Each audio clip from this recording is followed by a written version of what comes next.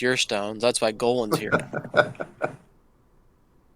Hey, dude, I swear, I must have been asleep. I never touched her.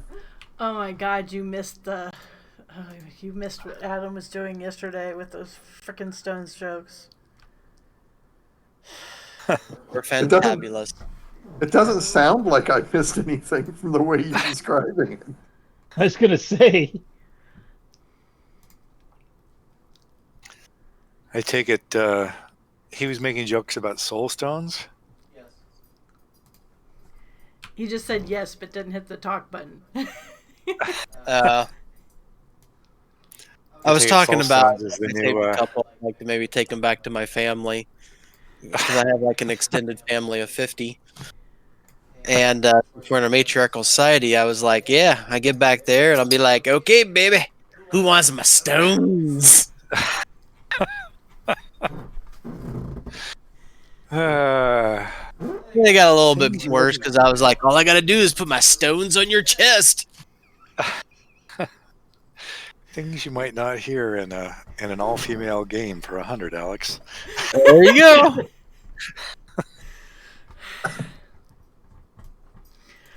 I don't Actually- know about that. Women can get really raunchy when there's not men around. oh yeah, Tell me truth. You have been in an all-women group where they spent 15 minutes on That's What He Said. I don't know about that's what he said, but there've been some it was more of the describing the sex dream that you had last night about the male coworker type of thing. One of my coworkers was telling me about she was pissed off because her husband called her right in the middle of his he woke her up and he was like, "What you doing?" And she was like, "I was just gonna yell at him." She's like, "Interrupted my awesome dream, damn it." So yeah, I've had friends like that. So last I recall, we were approaching the garrison, and we had all our treasure with us. Yeah, Lucha basically went and snatched it back for you and so forth. And But we had heard that there was a something of a jerk in the hierarchy of the guild waiting for us. Yes, but apparently there were some elves and dwarves too. Yes, Uverum told you that the elves and dwarves had also both sent a representative. What was the name of this guy? Cadmer. Cadmeer. Cadmer. Who was the ancient Aes Sedai that had a whole bunch of stones in her hair? It wasn't Cadmer. It's been so long since I read those books that I don't remember. Cad Swain is who I'm thinking of. Okay.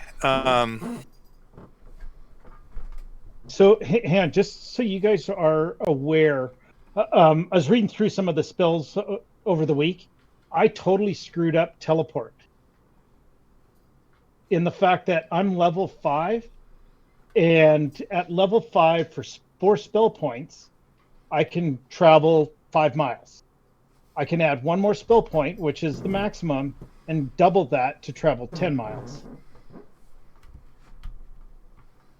So if we, or I can teleport somebody that distance. So if we need to get someplace fast,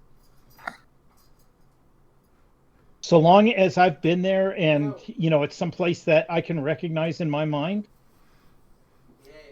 you know, 10 miles almost instantaneously. Well, it'd be 2 rounds. 1 round to cast for you, and then you spend the first round when you reach your destination flat-footed. So basically, any strip club within 10 miles? Pretty much.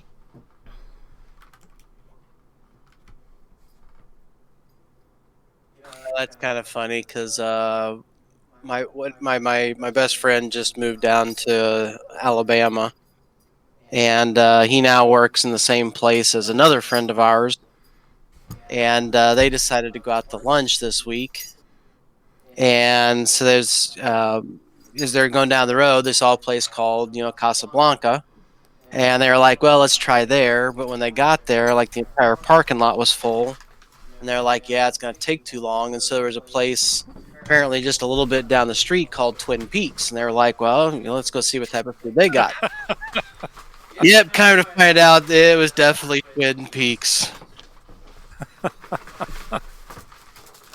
People not there for the food. A guy I used to work with. Third-story apartment, right behind a strip club. Balcony in my room overlooked the room that the girls got changed in, and they didn't bother to close the curtains. Guy I used to work with, just always out at the strip clubs here in town. We go for a bachelor party to Windsor, Canada, which is only about 4 hours from here. But, it was before we had gambling here in Ohio. So you could go and gamble and then go to strip clubs. And just kidding around, I'm like, hey, while we're up here, any certain strippers we should see?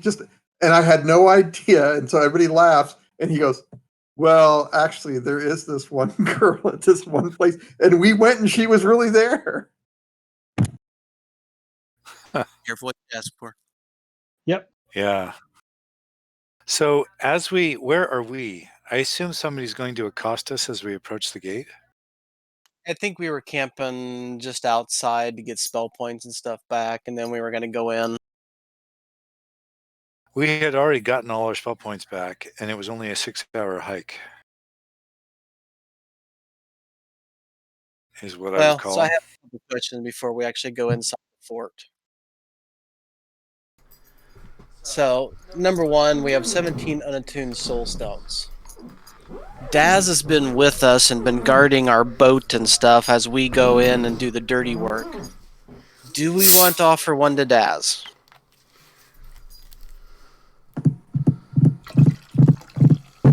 And not Prandwas? Well, we need to find out, I think, from him what he wants to do with his life. Because if he just, if he does not want to be an adventurer, he's not really generally going to be in trouble. It's kind of a waste. I'm willing to give him money. But he's been a bit of a non-participant. To stay with us, we give him one? He has yet to put himself in a position where he would ever need one. Who knows? We'll ever attack our boat while we're gone. If he wants one, I'd be happy to give him one. I suspect that well, I have the Adventurers Guild is going to have something to say about it. I have a question around that, because I'm trying to go back and look at some messages that Jenny had sent me, and if I remember correctly, there are 3 spells in Daz's spell book that I do not have. And one of them was definitely a benefit to the party, and I apologize, I just cannot remember what's in his spell book. Let me check real quick. Oh, you know what? I think I do know where I wrote it down. No.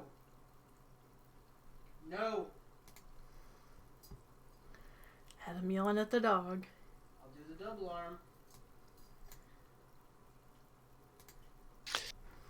He substituted create food and water with create alcohol and more alcohol.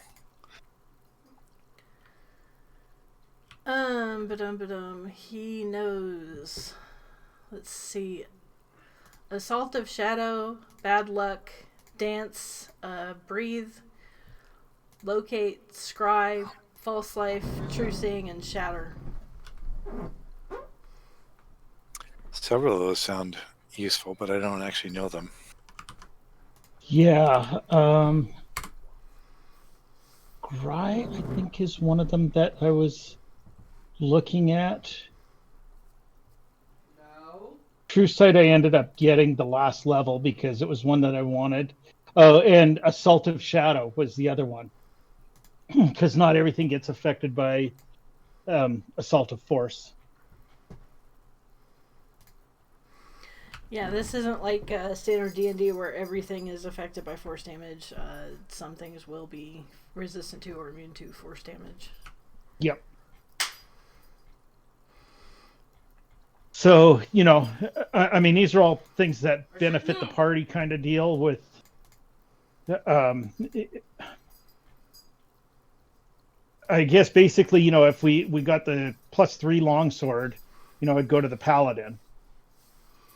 So if everybody is willing and Daz is willing, what I'd like to do the paladin is doesn't use longswords. Trade for the spells that I don't know that are in his spell book to add to mine in exchange for one of the Soulstones. Well, let's try. I'd rather try and bargain with. We got a lot of cash. I'm okay with either We get plan. it cheaper. How much? I thought there was a cost associated with this. Daz The has actual already monetary cost. agreed to let you scribe the spells out of his book. That's not the problem. Is that you have to pay the Oh, materials cost. cost to scribe them That's right. Oh, I got no That's problem what I with was that. calling. and take the And time that's to do a it. bunch, isn't it? Yeah, It was 25 gold each and a week's time, I think he said. I don't think it's that long, but I could be wrong. 25 gold. So how many of them do you want? At least 3. But I'm thinking, I want to get any spell that I can, because who knows when we need it and how and why. Well, okay, so here's Yeah, my it's point. only one day. One day, okay. Maybe I was thinking a week for everything in his spell book. Here's my point, though. We got 17 stones. And if you look at the question, if we give one to Daz and we give one to Pranwis, that means each of us basically can be assigned 3 unassigned Soulstones. If you personally want to sell one of your stones in order to scribe spells, I have no problem with that. So what I'm trying to do is figure out what is the breakdown we're going to do with the stones, because you can't split 17 5 ways. Oh, But if Dad's let's. going to join us and we give one to him and we give one potentially to Pranwis, 15 divided by 5 is 3 each. Well, I don't agree with giving one to Pranwis. I mean, the analogy that I used when I responded to that email, it's kind of like going over and you're a teenage kid and you go over and you cut the neighbor's grass and they happen to be home and say, oh, the lawnmower's over there. So you go and you cut the grass and he pays you $20 and now you're going to give him $5 back because he just happened to be home and tell you where the lawnmower was. Fine. I'm just trying to figure out, what do we want to do with the stones in general? You're trying to get to an even number. So what I have no objection to. So let's treat them as separate things. It sounds like Lucha needs 150 to 200 gold to scribe spells out of Daz's book. And that's an independent thing, and we can just take that out of party treasure. Right now we've got 123 platinum, 561 gold, 2,421 silver, 11,933 copper, another 25 gold, a diamond ring worth 8. And I'm willing to say that 200 can just come out of party treasure for Lucha to scribe spells. Anybody object? Okay, we've got other stuff that we could sell if we ever could find a place to sell it. The +1 short bow, the +1 spear of frost, +1 longsword. We're actually not hurting for cash right now. We're hurting for liquidity and places to spend it. So I'll go ahead and take 200 out of party loot, and Lucha, you just take that and spend it on scribing spells. I guess up to 8 out of Daz's spell book of your choice. Does that sound fair? I mean, you're not going to hear me argue on that one. Okay. So that issue's dealt with. I think we ought to settle the 17 stones after we resolve whatever's happening at the keep, because we might not have a complete say in the disposition of those 17. That's kind of my point of why I want to know what do we want to do with them, because if we go in there without a plan, I think they're going to try to take advantage of us, because it's going to be a diplomatic. If we tell them, look, it doesn't matter, we're going to reserve so many for this period. So we we're can not approach talking it about without having to lie about it. Yeah, we're not talking about the 5 attuned ones that we got as part of the quest for Prandwis. We're talking about the 17 unattuned ones. Actually, I have a question about both, but first, yes, let's focus about the unattuned. Sorry, so it's I 7 soul stones that are attuned, 17 raw unattuned soul stones. So I'm happy to split the unattuned soul stones 5 ways. Dog's licking my foot. But you're right. That leaves 2 as a remainder. yeah. It's fine. I'm just with the 2 remainder.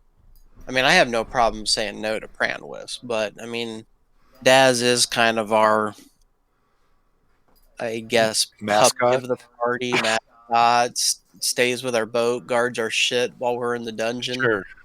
Sure. So actually, though, Jenny, can Daz join us as a kind of a true NPC where he's actually going to fight alongside us? Is that a possibility? You'll Or have to no? ask him. Well, no, I I'm thought- saying, will you allow that? Yes. Okay. But I thought his alcoholism kind of prevented that. You'll have to talk to him. He's actually Yeah. got a backstory and stuff that I relates am. to. Well, I am willing to talk to him about that because so Okay. far he's been trustworthy. And Let's just say then that 1 is reserved until he tells us yes or no. yes. Okay. So leaves us with the last, assigned one, and so far no one's willing to give one to Pranwis. Well, I think there are several of us that would be willing to essentially give the 7 attuned soulstones to Prandwis in Right. completion of the original quest. Our actual negotiated agreement was 2, but we know his boss, what's her face? Yasmin. Yasmin, yeah, the mercenary captain, wanted all 7. So I view those as kind of fenced. Okay. With Did you Prandwis see a involved response somehow. on that? On the forum? Yeah. Response on the forum. I don't think I did. Oh, we keep talking about giving back these 7 soul stones. What happens if we can give them back 7 people, including her lover? That's probably what she wants. Yasmin's boyfriend is not a member of this group that you rescued. They are completely separate. Okay, I thought they were. Nope. That's why she was so pissed off, and that's why she was so after these soul stones, because No. one of them was her boyfriend. No. Okay. Completely unrelated people. But I would, I would take the 7 attuned soul stones and Prandwis and Yasmin and leave those as an entirely separate issue. Yep. Because we've sent word north and we think she's probably on her way, and we can dispose of the 7 attuned ones and Prandwis and Yasmin whenever she comes to the keep and meets us on that issue. So in Correct? that, I have a question, because you've got a bigwig from the guild that's here. So we would then all be in agreement that the bigwig demands that we hand them over. We're going to say no. We're going to wait until this deal is done, and then Pranwith and Yasmin can take it up with the guild of turning them in. Walk me through what telling him no actually looks like. If you remember last time, or what the guard captain, whatever his name was, he said the last time that they found a stash of unattuned stones, there was a big hoop-de-doo, and it didn't go too well between the different factions. And that was only 1 or 2. Right. And that's where I'm concerned, because I don't know. I mean, I may be totally overblowing this, that we may walk in and they just may be groveling over, which faction are we going to join, or they could try to pull some political mumbo jumbo and try to take them from us. So I want to make sure that we're prepared and we all understand that, if it comes to the latter and they try to do stuff, we're all in agreement and not sit there bickering with each other about what we want to do next. So basically, if the Adventure Guild's like, you must turn these 7 over now, then we're agreed that we're going to say no. These are spoken for. We're waiting for Yasmin, the mercenary captain, to come from All Pale. Right. And Well, those no. These are spoken for, and we are waiting for the owners to show up for them. We don't want to correct. give any more information than what we have to, because for all we know, the guild may not like them. So, as little information as we can give them. Oh, see, I would go the opposite way. I think there's probably any number of members of this guild that could leave us smoking piles of ash on a whim. And I don't see any reason to be anything other than completely forthright. I think we can pretty much tell them, look, we were hired. We have to fulfill our contract, but part of that contract is, we could determine where it goes down. So we're going to do it in such a place when all parties in the guild's presence so that the stones do get returned to the guild properly. But We have to technically, the hope that people who hired us are responsible for the reward. yeah, we just have to hope that whoever shows up as High Muckety from the guild has a sense of lawfulness and honor and fair play and Yep. tradition and blah blah blah. Because if they don't, then we're just screwed. It's not like we couldn't even overpower the guys in the garrison, much less higher ups in the guild. Yeah. So we're good with the 7. We'll hold on to them. They're still the Yasmin Prandwis.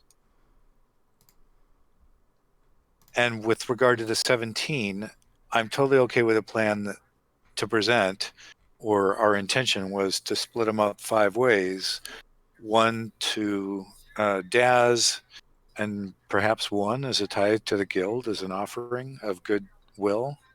Well, I that's what I was kind of thinking of, is if we don't want to give the 1 to Prandwith, then that 1 can be to, honestly, and that's my third question, whichever faction we decide we want to join, because the elves would like it, the dwarves would like it, and the adventuring guilds would like it. Who says we only join one guild? Apparently the dog. Yeah. Do we even know which factions are contending for these? There are 3 representatives at the garrison. I thought it was elf, dwarf, and the adventure guild. Okay. That's correct. So we're probably going to learn about what all 3 offer and potentially the downfalls of all 3, and we can determine which one we want to join or not join later. We have no dwelled. Back to my original question. In the party? I'm an elf. You're an elf? We have 3 elves. Yes. Okay. Well, it sounds like we know which faction we're going to join. But back to my original question. Yeah. Is there anything that says you can only be part of one guild? Won't know. We go talk to them. We don't know, I don't think.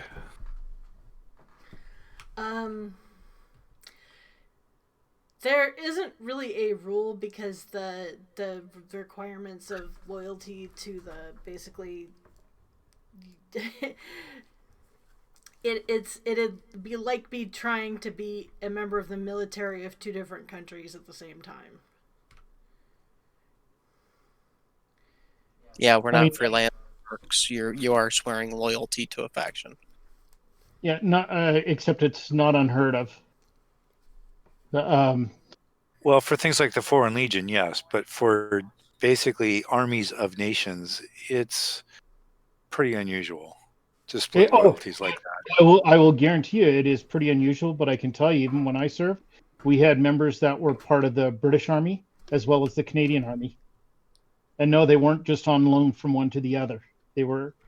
It was kind of one of these weird setups where they hadn't finished their tour time with the British Army, but they immigrated to Canada. So the Canadian Armed Forces took them in as a Canadian soldier, but they were also fulfilling their role as the British soldier because of the Commonwealth links. Now, that being said, you would never see that in American Army. Yeah, I was going to say the connection between Britain and Canada is so bizarre and complex. Yeah. that, I mean, because what, Queen Elizabeth is still technically Queen of Canada? Yeah. only in figurehead only. Yeah, but she's also only a figurehead of the UK. So it's their relationship is so weird that, I mean, and Yeah. you can't even conceive of Canada and the UK going to war with each other. But Canada's still at war with Denmark. Over what, like the This Falklands? is kind of the I point. did not know How that. much faith do you put in an army that's at war with a nation that doesn't know? There is a long-standing battle that is considered a war between Canada and Denmark over some little island off of Greenland. Oh yeah, I And heard about this. and Periodically, you know one how of them their will have battles are fought? they like Yeah. land on the island and put up a flag, and then the other group will show up and put up a flag. And Canada leaves a bottle of whiskey and puts up the Canadian flag. The what are they? The Danes will leave a bottle of schnapps and a Danish flag. And periodically they get together to give the flags back to the other country.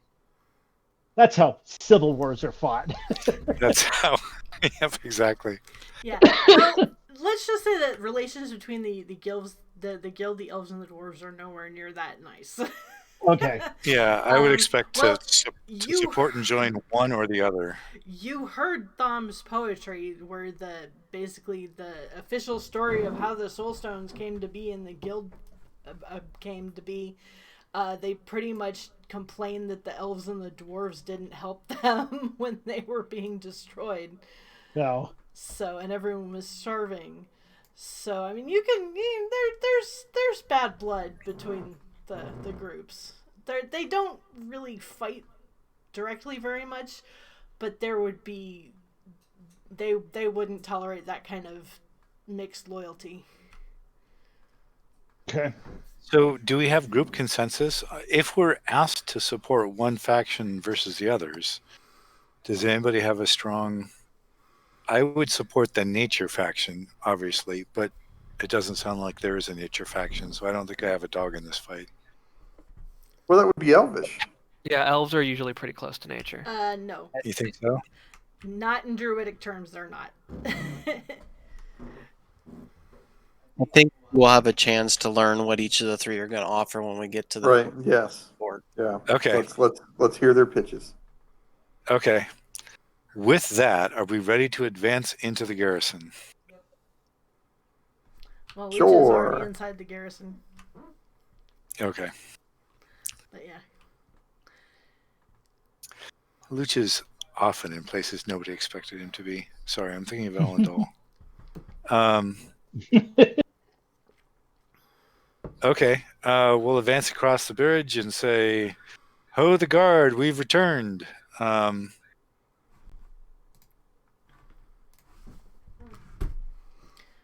Let's.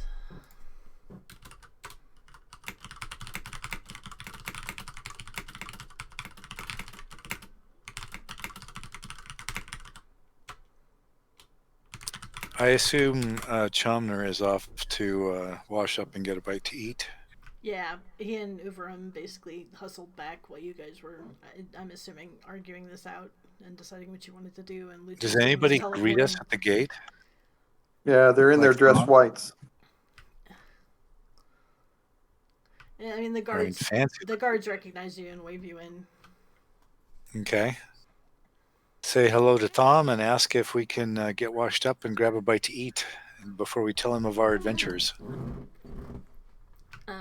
Well, as you enter, everyone notices you, but the first person to greet you when you guys get inside is a lady, elven lady. You kind of guess that she's with the elven delegation. Hang on just a second. And before anyone else can say anything, come on, what's it doing here? Show it to players. There we go. She yells.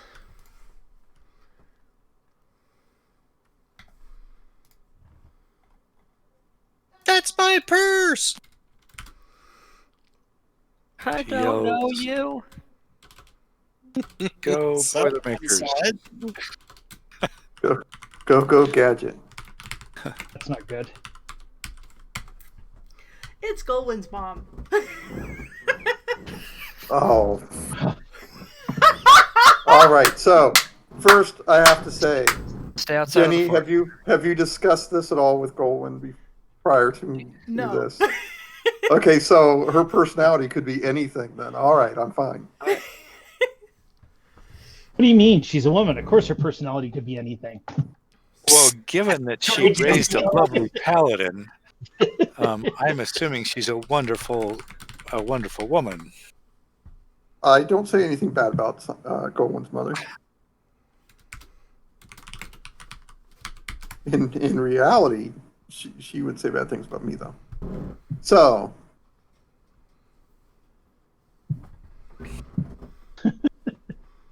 Uh-oh, somebody's in trouble.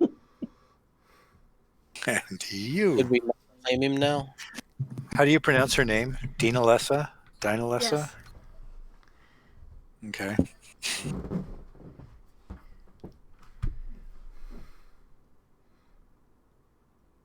I'm still an eagle at this point, I'm pretty sure. So I'll just land on the ramparts. Do we have our tokens somewhere? Yeah, we do.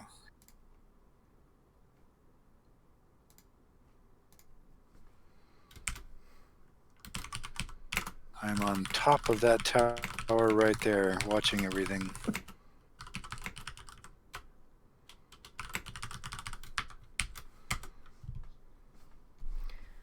That is Cadmere.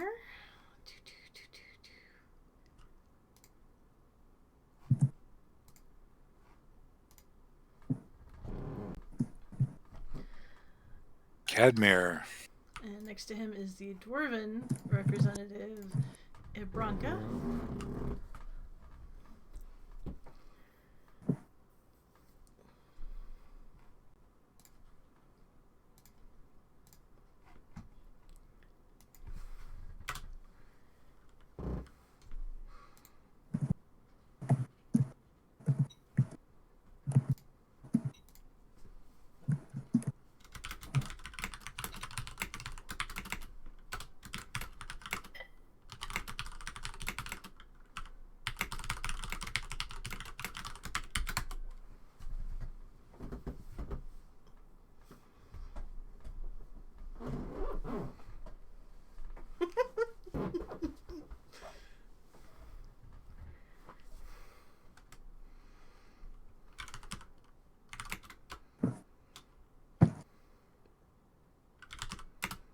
this is interesting because I'm the one who's planning his marriage. And his mom is saying no. Goldwyn, you ignorant slut.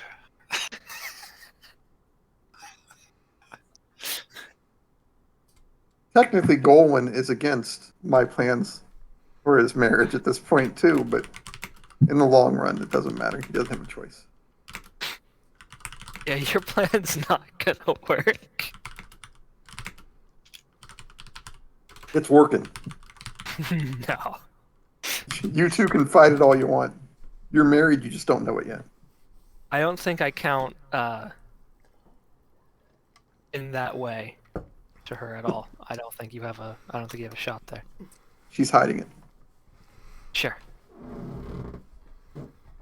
Did I take a vow of celibacy? Do paladins? Yeah, that's a good question. Yeah. I was giving you an out, man. I was In giving you an fact, out. some of them are very much the opposite. Belongs to the ocean. He needs to let it flow. The inherent He's eroticism of totally the sea. opposed to any sort of barriers that prevent the free flow of liquids. Oh, so what you're saying is he's part of the ocean. He wants to show his semen. Oh God, what have I done?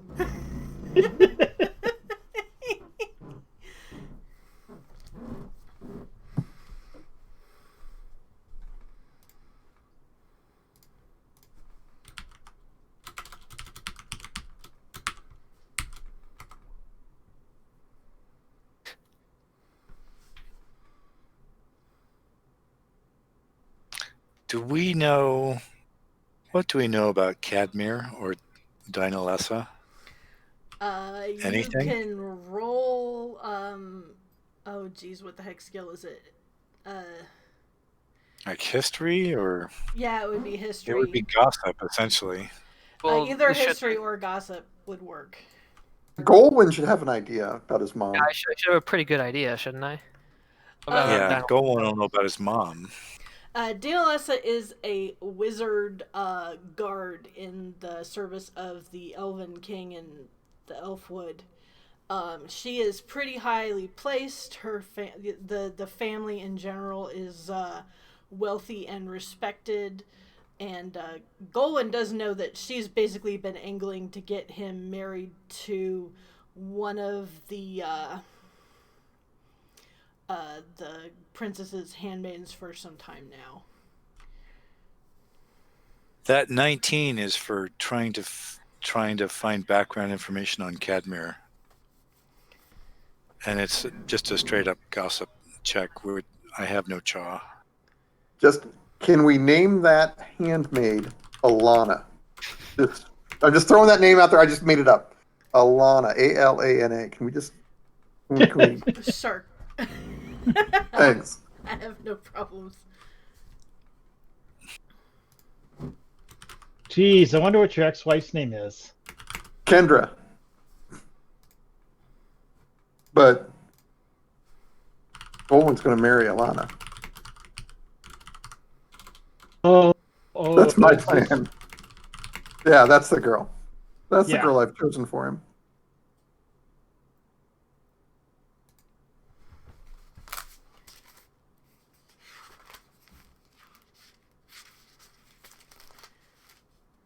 Look, you're angling a little too hard there, old man. A lot of people tell me that. A lot of people tell me that. It's getting kind of weird.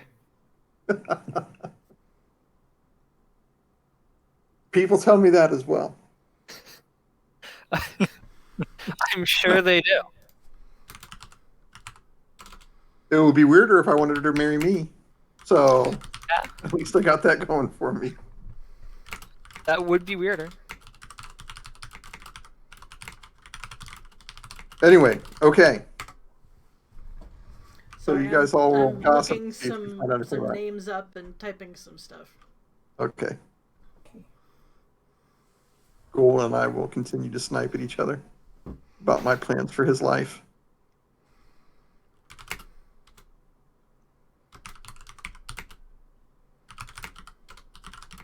I mean, that's not that much sniping to do. You're just trying to have a very realistic plan. Though. I know that I was going to In say it sounds a reality, lot more my like plan- my plans sounds may a not lot more come. like a siege. I no. But all that I can say is, Goldwyn, don't give him a cat, because he has all the markings to be one of those crazy cat people. No, Bitter, old, sits in his house all day. That's a crazy cat person. It's a siege, and it sounds like the trebuchet's name is Alana.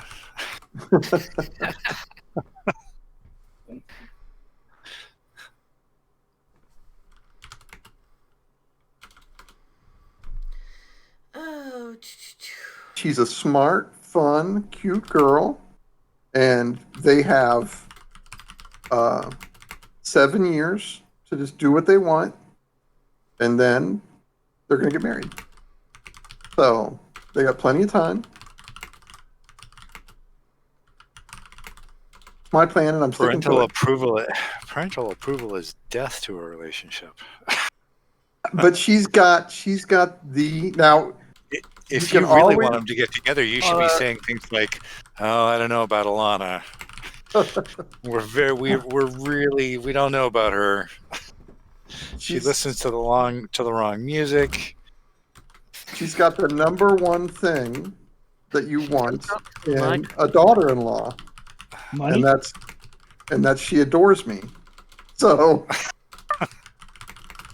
Okay, If he let me in brings- on it. Is Alana somebody's dog? no, I'm Now- by the descriptions up to this point, I'm guessing purebred golden retriever. If he wants, Oh, it's no. lab, actually. If he wants to bring somebody else who adores me, I'll be willing to entertain that. But That would understandably be very difficult for me to do. So you can understand why he's. why I'm Oh, I fixated see. on the one. Yeah. There's one young woman on the entire earth that adores him. Yeah. Therefore, his son. You have to understand, because I know a little bit about this. The reason that she still adores him is she's been indoctrinated from the time she was like 2. She doesn't No. know any better. No. So there's She one was- young woman on the entire earth who adores him, and he's pretty sure there will never be another. That's what I'm hearing. Right. Yes. Yeah. You understand the situation. Yes. I got no problem with that. Desperation, thy name is Alana. Just- Dave.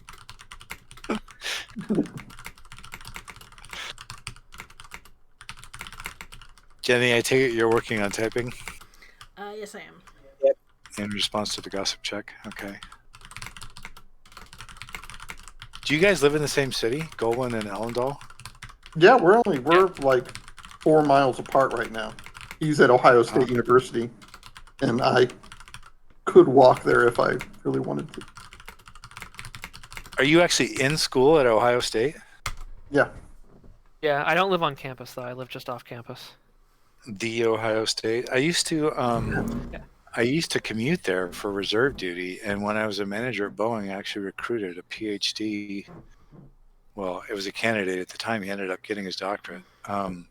They used to have a really strong program in the industrial engineering department in human factors engineering, which is what I was recruiting. I think there still is a pretty robust engineering department here. Yeah. It's a huge school, if I recall. Oh yeah, it's a very large. 30, There's a lot 40,000 of- students. Something like that, yeah. All I really know about the engineering major is it's a major that you have to apply for. All right, I've got all the information done. Unless you're automatically accepted out of high school. Yeah. Like some people were. They didn't graduate that's it. in engineering, but they were accepted to engineering out of high school. Engineering is often pre-business at Ohio State. That is true. That remains true.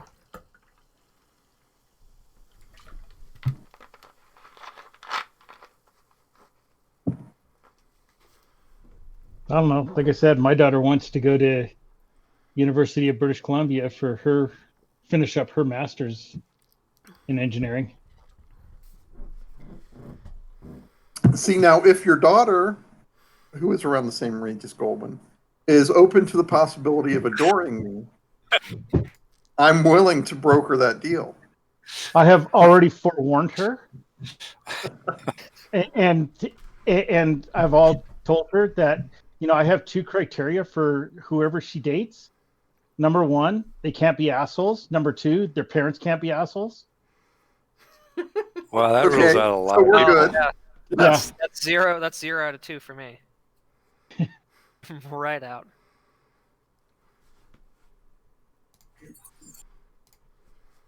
So you're ruling out everybody in the Trump family. Yeah. Yeah. To be fair, if I had a kid, I would rule out everybody in the Trump family too. So Jeez.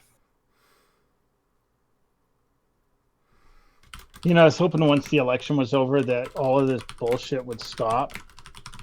And it's just gotten worse.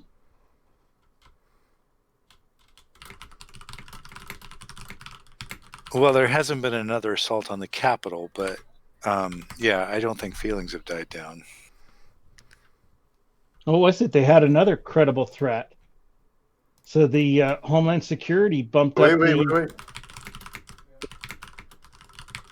Something's going on. Enough delays, Tom. Thom, I order you to produce these stones. Oh, so Thom is calling him Lord? Yes. Pretty much anybody with any skill in history or gossip would know that that is not a strictly accurate title for Cadmere. Thom is sucking up a little bit. Or it's possible that Cadmere is just a jackass who insists on it.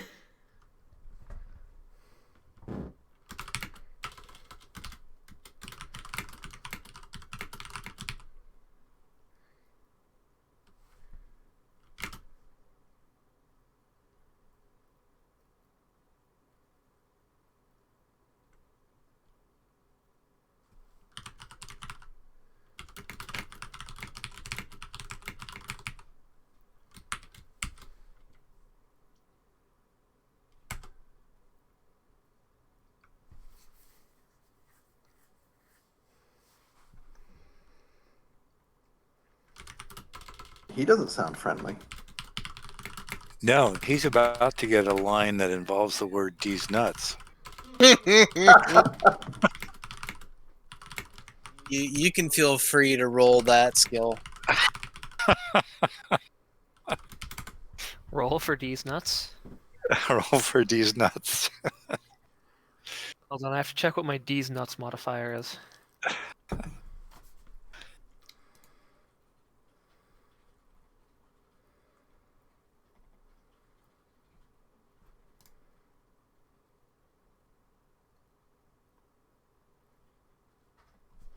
What? It's the question I'm asking him. Just because things weren't confused enough. Yeah, Tom's calling him Lord, and we need to act like, who are you?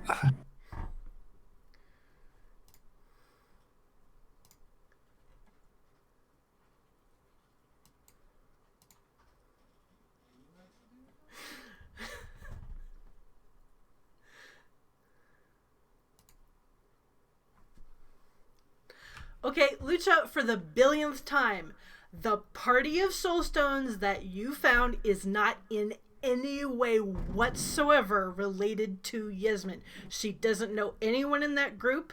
She has no relations with them. They are completely separate people. Yasmin is the one that we had to recover the soul stones through Pranduis for, right? Yes. Yes, she wanted to Right. recover the stones for the reward. She does not care about the people in the stones. Right. Yeah. Cadmere is. So I guess maybe a question for you, Luch. Are you purposely leading him down a different rabbit hole because Yeah. asking about the Okay. not the attuned I one? don't necessarily want him knowing about the 22 soul or the 17 soul stones right away. You told Tom. Tom told He him. knows. He knows. Yeah. We told Thom everything. Oh, yeah. Unless Thom has decided to keep the secrets from Yeah, Cadmere. you're basically making yourself look like a crazy person here. As a from the 30,000 foot level, I think it would be most helpful if we had one party talker, not just because he's the guy with the highest authority, but because then we've got one party talker. Yeah.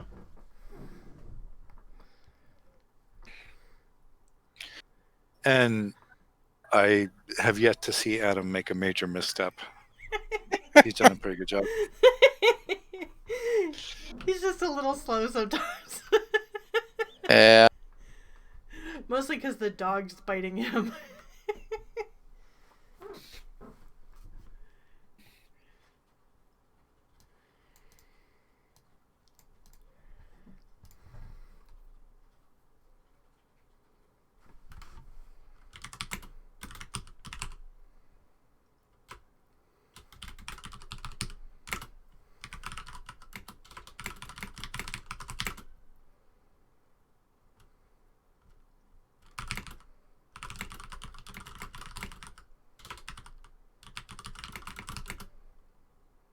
So you actually reach inside the chest and pull one out?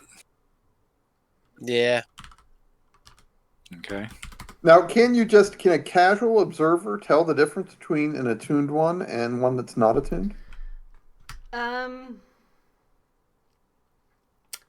gonna say no, because you can't see the spirit hanging around without true seeing.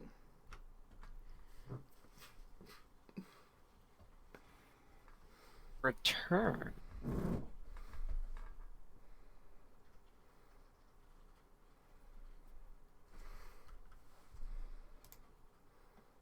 Is he he may be the source of the original reward that Yasmin was hoping for. Yes.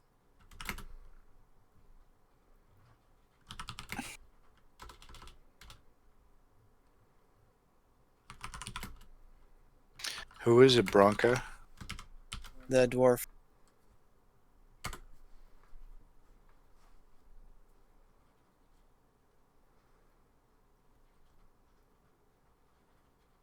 I don't see why not. Yeah. I mean, in everybody's view, I got no problem with it.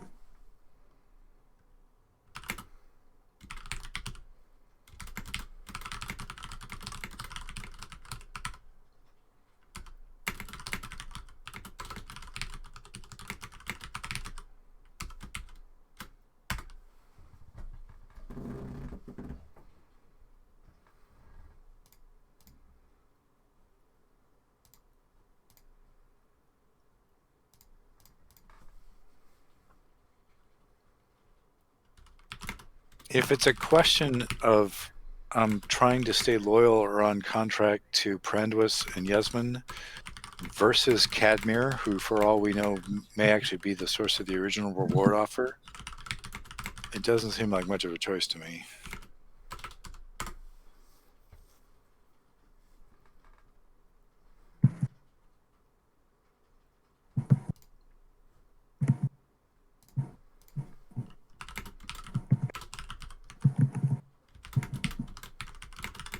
It sounds like he may actually be the rightful owner.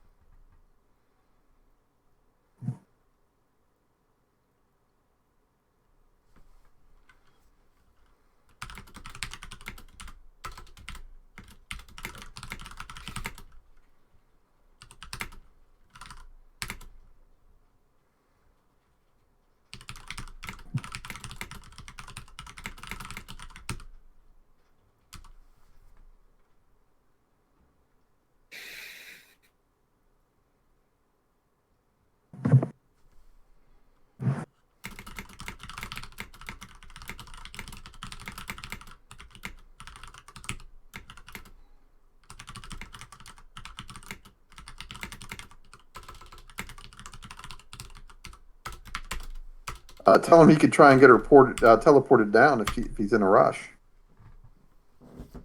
Yeah. If we had Yasmin on site, we could essentially resolve all of this in real time.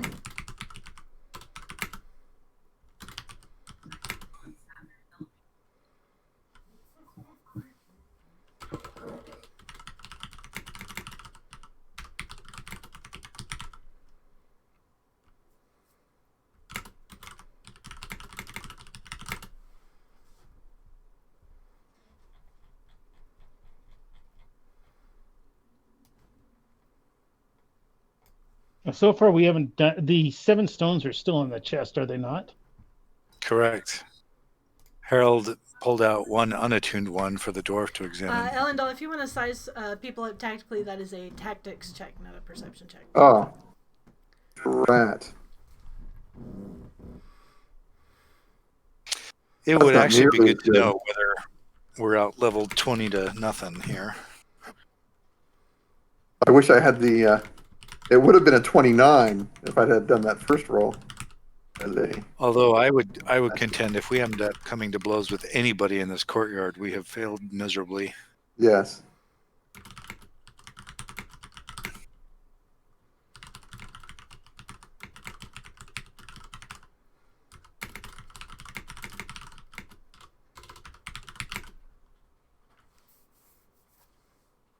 Now you can tell them if you'd like. We heard that there would be a reward of an unattuned soulstone for each of these being returned, and if you will honor that with the person that we contracted with.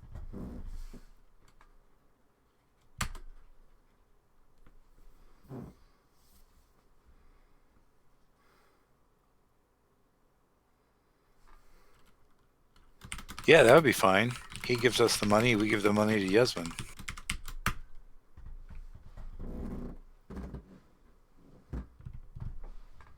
Just point at Prandwis and see what happens. Is Pranwis here? He is. He deserves a little bit of culpability and notoriety for his role in all this. Did he tell us there was a reward, or did we just see that on the letter? We saw it on the letter. Letter. Right, but we have since discussed all this with him. He originally told you that there would be a cash reward. The letter that you found indicated that the guild was planning on offering attuned soul stones for the retrieval of these particular stones. So, yep. Right, and that may or may not be true, but she believed it. Yes, Yasmin. Just point at Prandwis, because I'd kind of like to watch.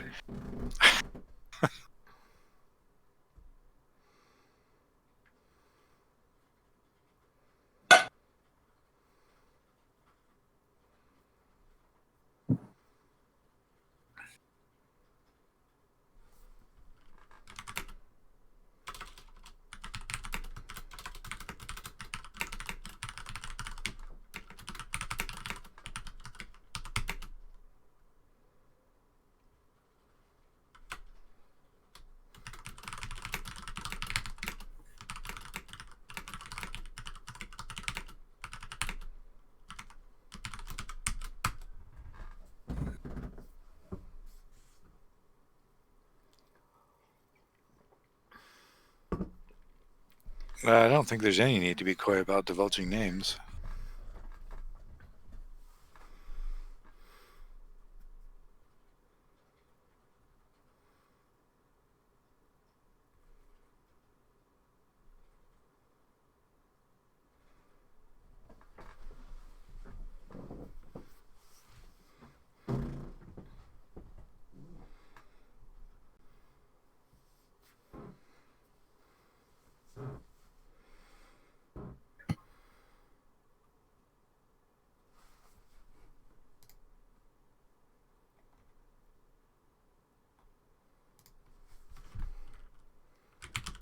This guy is so obnoxious. I'm about ready to turn into a seagull with good aim. This is what I get for having so many goddamn characters. Is Prandwis even on this list? No, it looks like I may have accidentally deleted him at some point.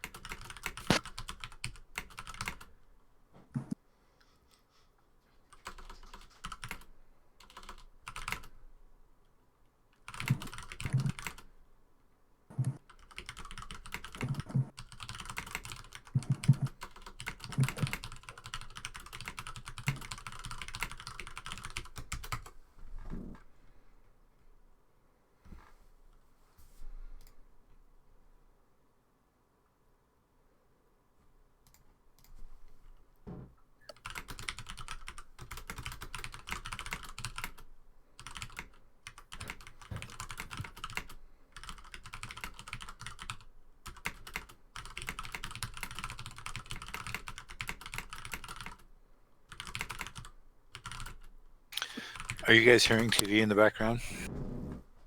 No. Not really, no. Yay, okay. Then I shan't mute. Why is Golan muted in Roll20? because I hear him twice when he talks. If I hear him both in Roll20 and I've been hearing Goldwyn for 22 years, and I don't need to hear him anymore. Oh yes, you do. You've heard enough. Yes.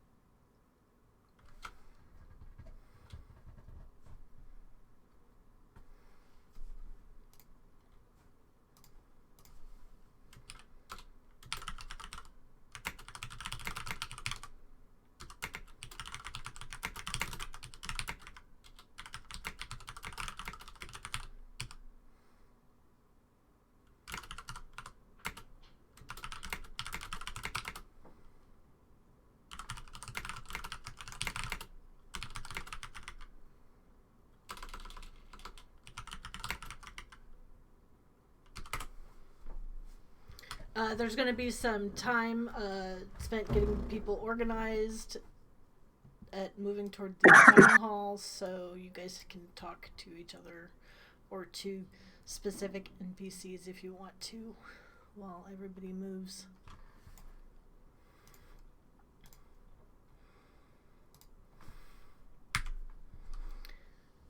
I'm all for wine, women, and song. This building over here is the dining hall.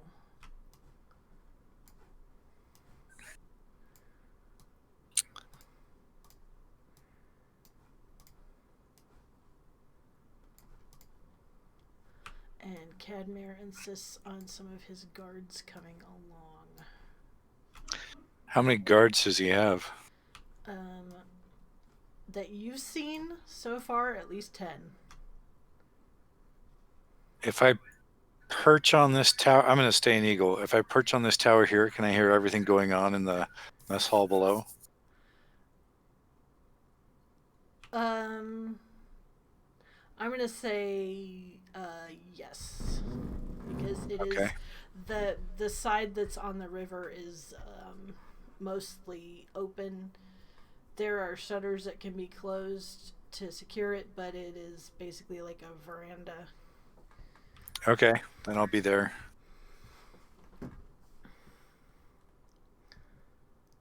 Am I hidden under someone else's icon? You are all the way south, still sitting on the road. Probably because you saw Yeah. your.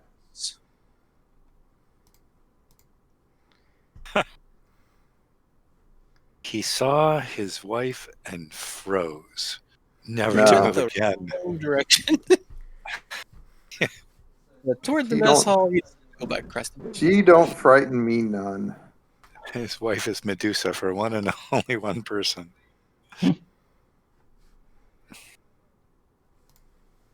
I'm always very nice to her. So, are there elves here that just haven't spoken up yet? That's Dinalissa. She is here. Oh, Dinalessa. She is here as the elven representative. However, it's pretty clear from her demeanor that she cares very little about the Soulstones issue and is primarily here to get Golwyn. Oh, good lord. What was the name of Deanna Troy's mom in TNG? You guys know what I'm talking about. Loxana Loxana Troy. Yeah. that Yes. is just a little too geeky for me.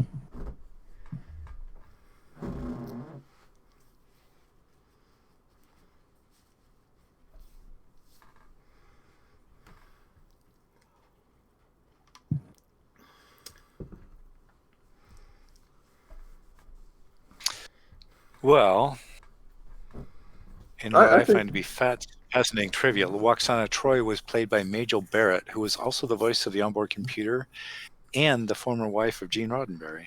Yep. I knew that. That's because you were raised correctly. I know Gene Roddenberry had his wife play multiple roles in the original Star Trek. She guest starred a lot. She was a nurse. She was, she It's was a like bunch Peter of things. Jackson's kids. They've been in like all of the Lord of the Rings and Hobbit movies. Oh, I didn't know that. Yeah. At the very beginning of the first Lord of the Rings movies, when they have like all of the adorable Hobbit and Moppets that are chasing Gandalf for fireworks, his kids are in there. Oh, great.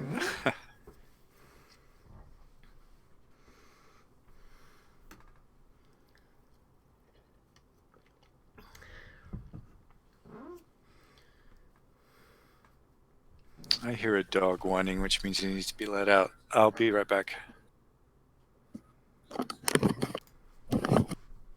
Yeah, I mean, other than sitting here eating, I don't know what else we're doing.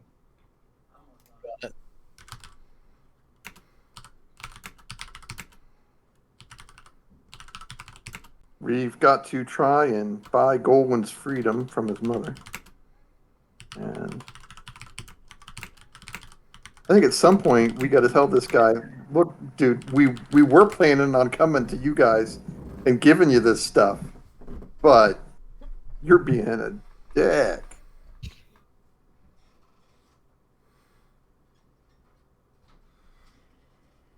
You're confusing the kobolds with the gnomes.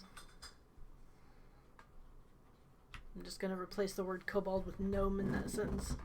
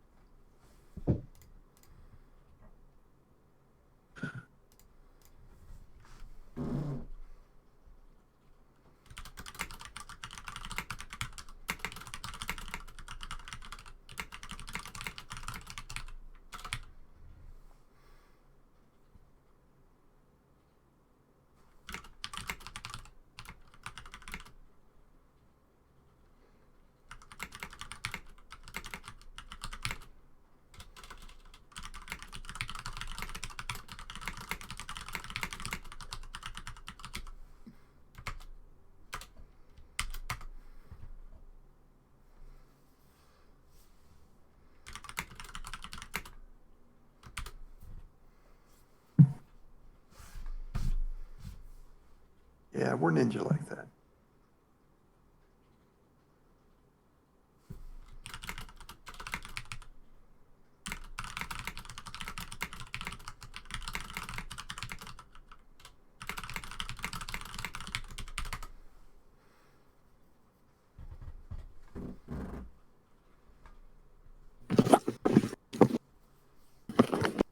I'm back.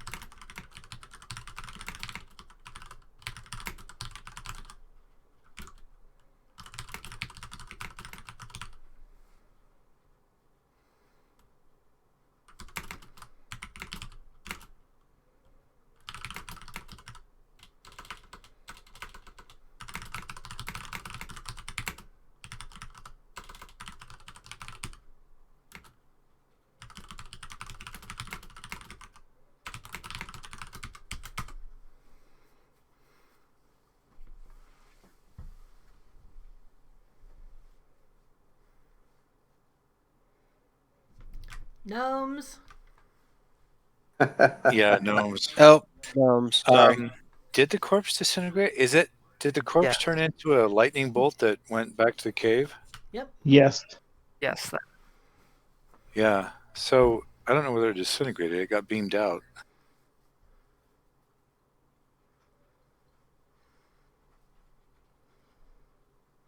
Yeah, the kobolds were the much smaller kind of raggedy group that were appeared to be longtime enemies of the gnome clan that we actually went up against.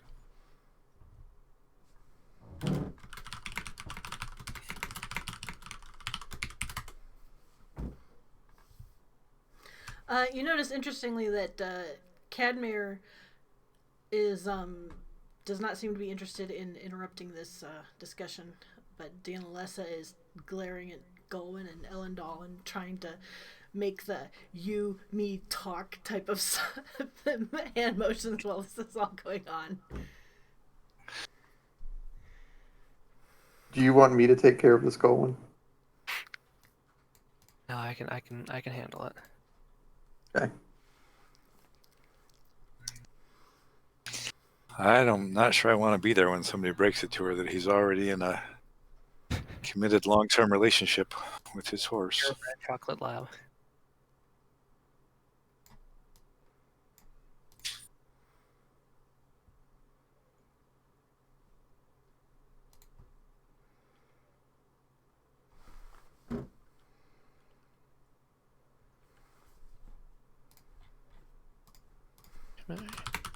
If Golwyn goes over to talk to her, I will follow. Stand a little behind, just there for moral support. Thanks.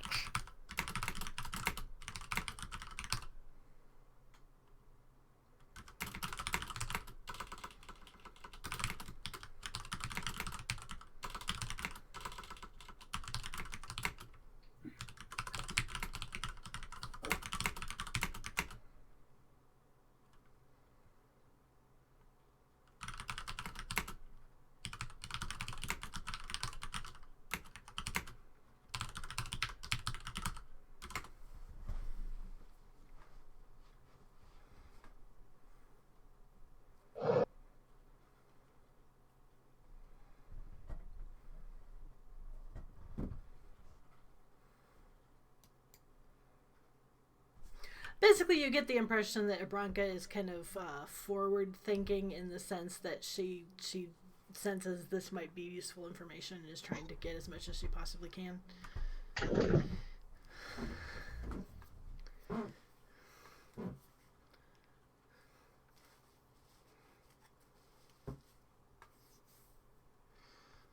Also, she's a girl. A lady, she's a girl. Who can tell the dwarves?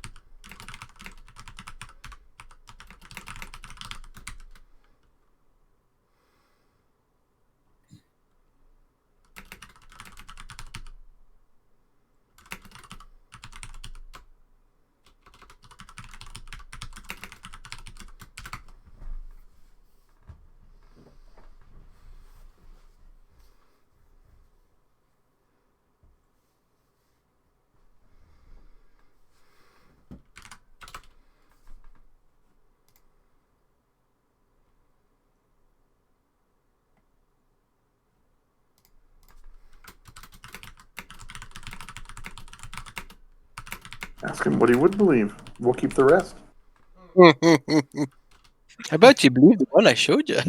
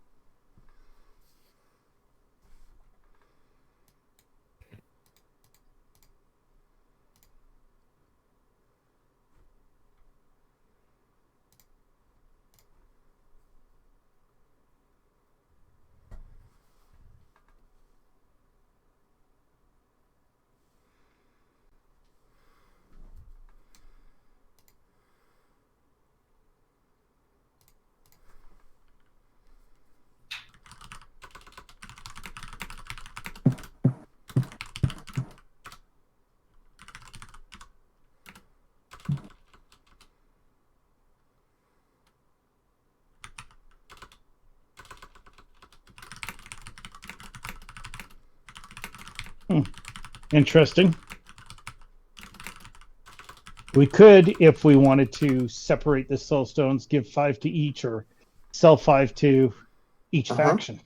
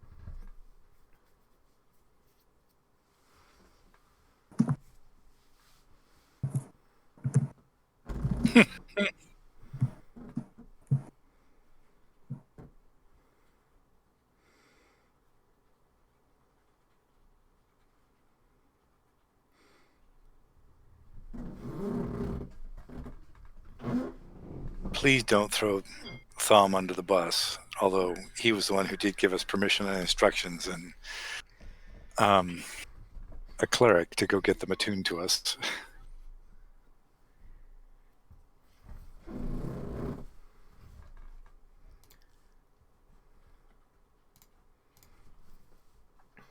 Actually, these people may be able to help us go through that portal and encounter the other dragon.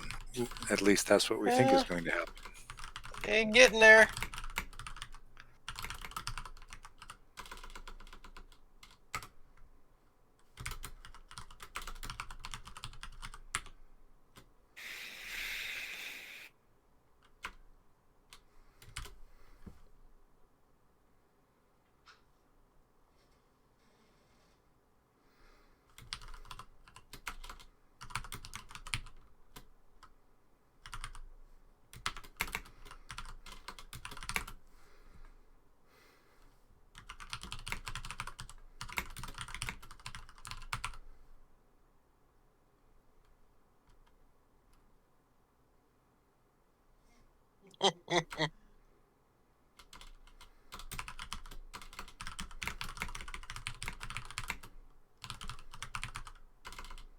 I'll be right back.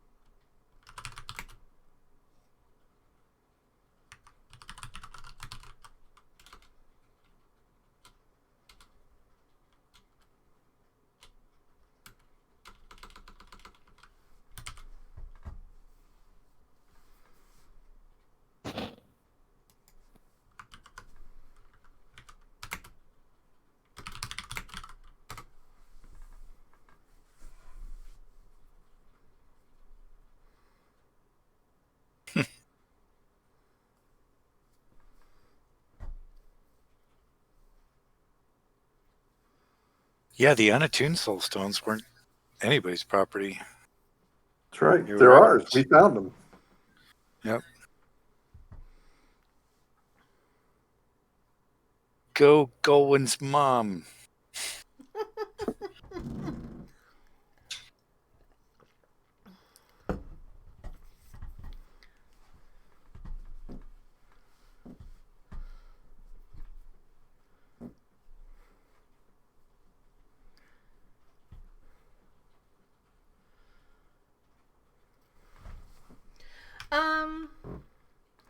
Anybody who wants to roll a perception check. Haha, I was hoping you'd say perception. Let's see. In eagle form. I'm gonna say that this is a perception of motives, so your bonuses for like animal form are not gonna work on it. Well, I would guess, yeah. So I can't even see. Should I even do it? Because I can't even see the conversation. You can hear what's going on well enough to get the tone of the conversation. Okay. So just straight up normal perception. Yep. Plus lightning reaction, so which is 2. So 15.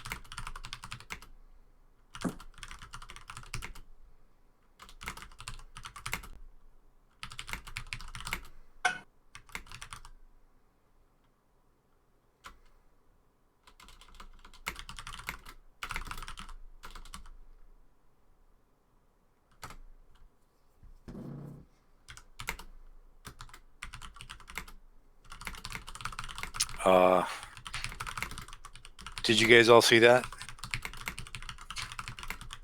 Probably not. Some of us didn't roll crap for perception. I am getting the sense that Cadmir's outrage is actually directed or calculated against Thom, probably for letting us wander off and get the stones attuned. It's less that he's pissed off at Thom for what Thom has done, and more that he sees this as an opportunity perhaps to displace or get in trouble someone that he doesn't like. So it's a power play. Yeah, well, keep in mind, Thom is in charge of this fortress, which is a lucrative guild operation taking tolls. So Cadmir, being very interested, I don't know if you saw it earlier, basically Harold rolled the history check, and Cadmir is known for always putting his own interests ahead of everything else and having no qualms about using his position to basically maneuver things to his advantage.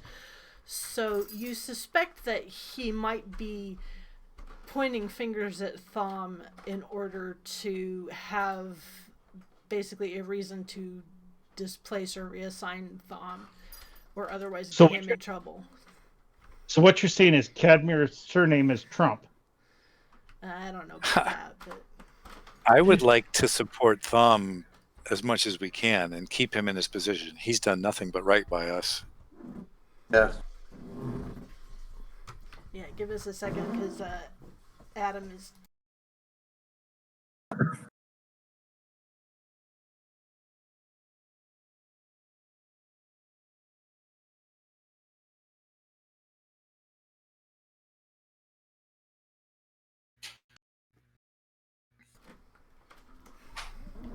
Because this guy's definitely rubbing me the wrong way.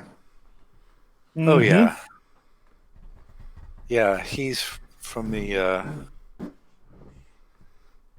hopefully small but relatively widely known Dick faction. Yeah, whatever we can do to Rundell and his two buddies. Yeah, whatever we can do to support Thom, I would say we should. Without Thom, these guys wouldn't know anything about the Soulstones. Not only that, but Thom is the only reason we had the opportunity to attune the Soulstones to us, including providing the cleric.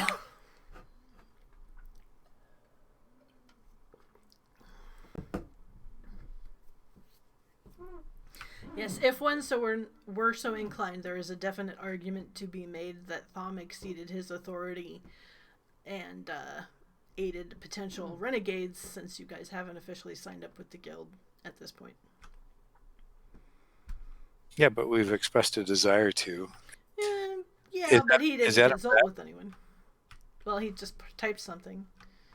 So Adam, I would be okay with you saying, we're okay with whatever Thom allows. Like, actually defer to him as our authority to grant him power against Dickface here. I mean, Cadmir.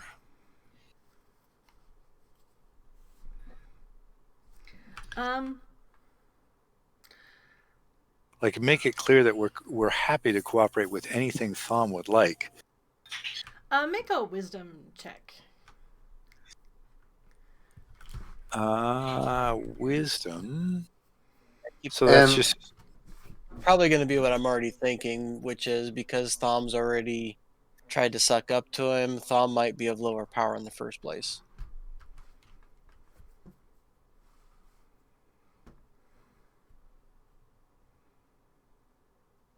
Yeah, you have if you defer to Thom, that places you in a position where Cadmir can just order Thom to surrender the stones to him, and Thom would be disobeying a direct order if he went against Cadmir at that point. Okay, let's not do that. If you want to support Thom, you probably actually want to distance yourself from his authority as much as possible, so that you make it clear he is not responsible for you. Okay. I just don't want to see him suffer for his honesty and support of us. Yeah, if you make him responsible for you at this point, the more you do that, the worse it will probably be for him, because you will put him in a bind where he will have to basically choose either you guys or to follow his instructions. Okay.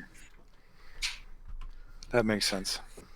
Now, I have no problem with telling this guy, look, we were planning on coming to you guys with this anyway. Why are you being a dick?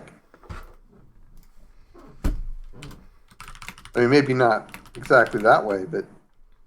Yeah, I mean, we stopped here and stayed here to resolve the issue of the stones and membership with the guild. Yeah. That is truth. And asked Thom to contact them. Yep.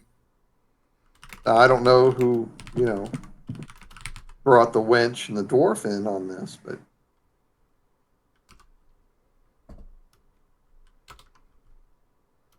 This is the point at which we stand up tall and say to the employee behind the counter, is there someone else we can speak to? Is there someone else up there we can talk to? Speak to your manager. No, we're referencing a Monty Python sketch. Yeah. I see a Bronca is taking the right tack. Yeah. Makes me a little suspicious. She's slowly talking herself into our good graces.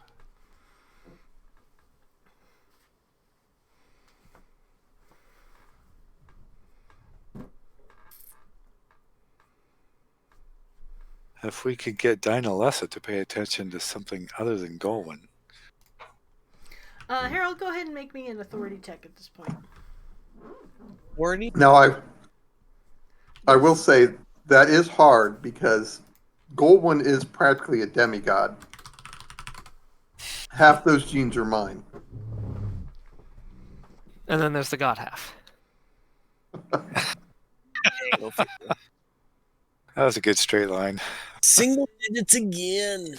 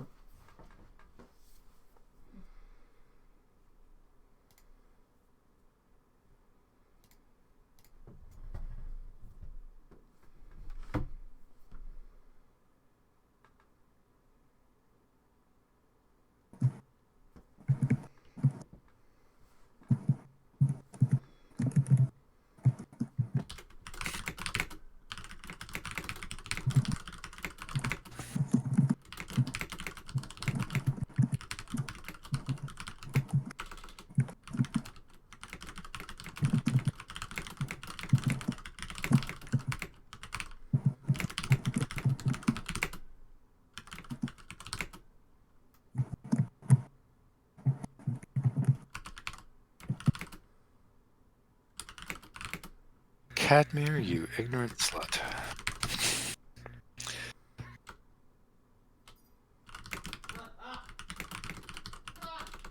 I'll get it when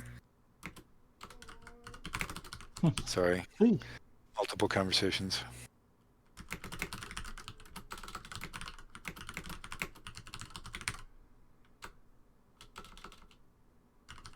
And potentially lose out on all the stones because of his treatment towards us. Elendil, while you're saying that, please make an authority check. Check my authority. Boy, that was terrible. That was a 2. That was a roll of a 2. Join the club.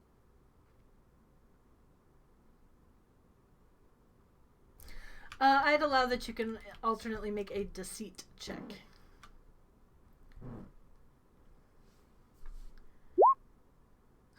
That was a 1.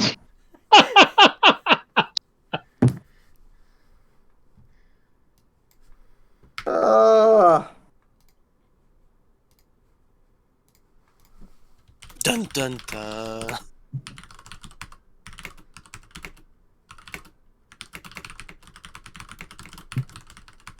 Now you can try to make a stealth check to exit stage right. You get the impression that he is offended. Yeah, what do I care? He was offended to begin with. Just telling you.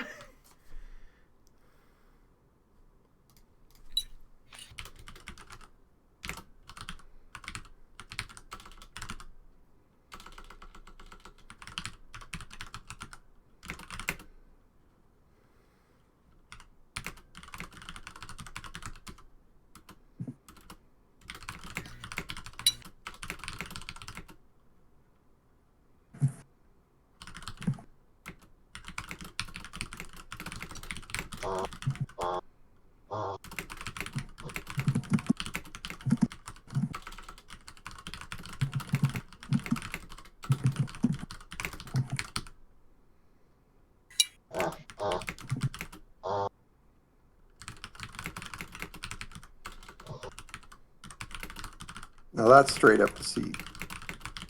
Dude, Still not great. we're not gonna alter Cadmere's path in life. Nobody's annoying me. I'm not asking for deference or anything. You know, just ask him to come to the table and negotiate. You're asking for polite treatment.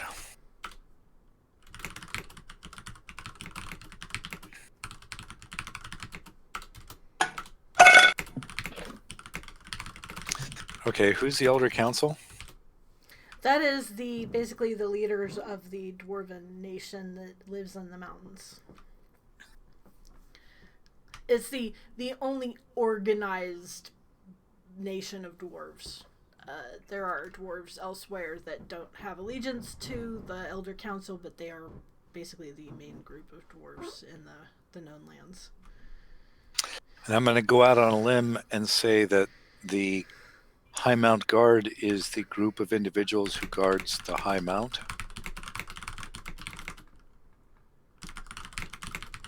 Some elite dwarven ranger force.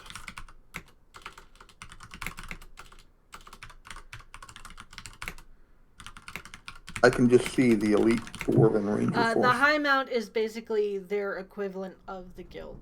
It is much more organized and hierarchical, though.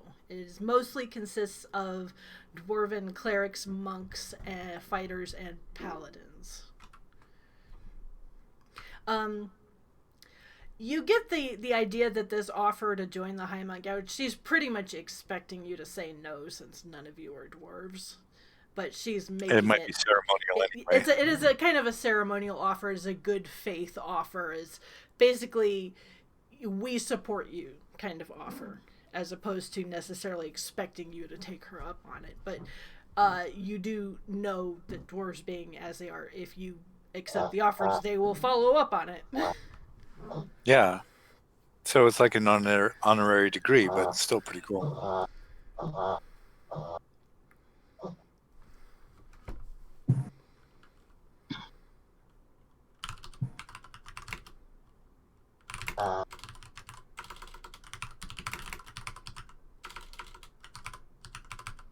And the dwarves probably have the better bank.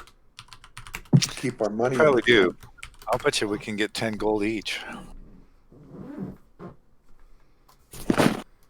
I don't think we've ever gotten a really good sense in terms of a gold piece figure for how much each of these is worth.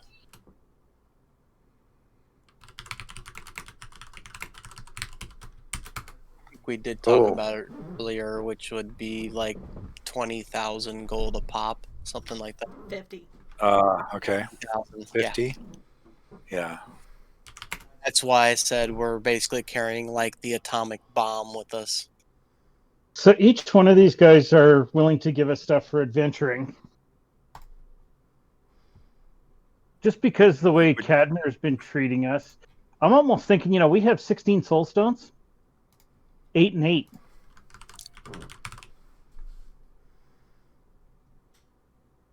I'm not sure I want to disaffection that badly, especially when we're living in their garrison.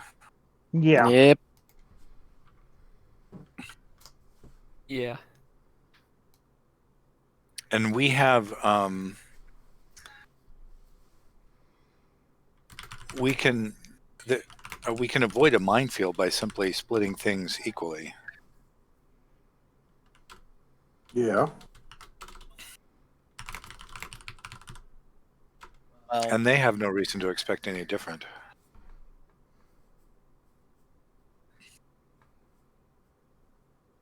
Kind of why I was thinking, do we want to take, quote the 15, split them among us, and if someone wants to cash all 3 of them in, great. But like, if I want to take my 3 and I could keep one for my family and sell the other 2, then you can do what you want with yours, as far as I'm concerned. Yeah. Okay. Well, basically, we have one for Daz, one that's unclaimed, and we each have 3, basically. Yeah, that makes sense.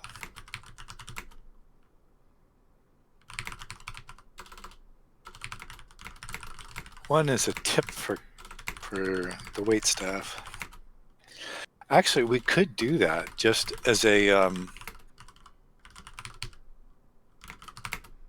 bonus for Thom. Give him the extra out of appreciation for his guidance and protection and provision of this garrison as our home base. Harold, go ahead and make an authority check on Cadmir.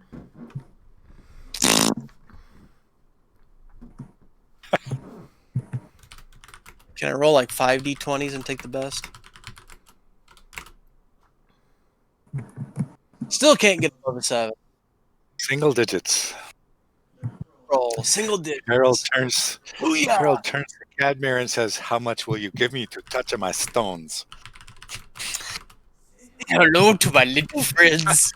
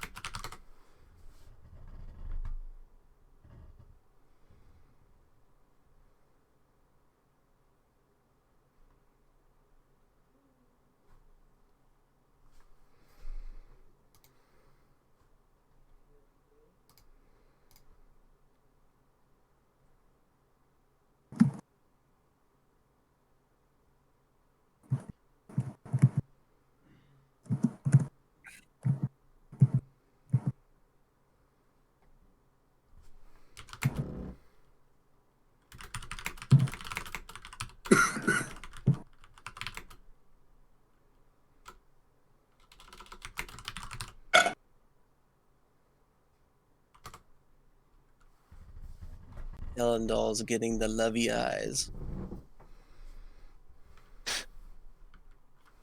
If you need to know the secret to the secret turtle dance, let me know. I'm glaring at her. That's not a good thing.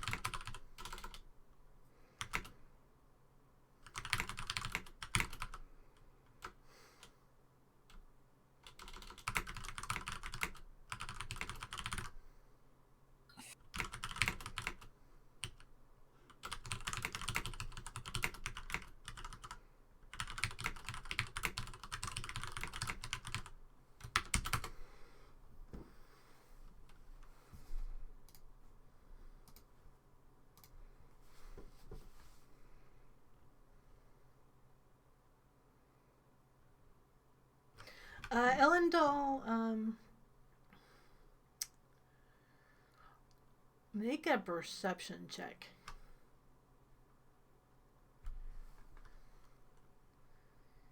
Yeah, so this seems like an argument between Cadmir, Dynalessa, and Ibranka that we should just watch rather than necessarily have a stake in.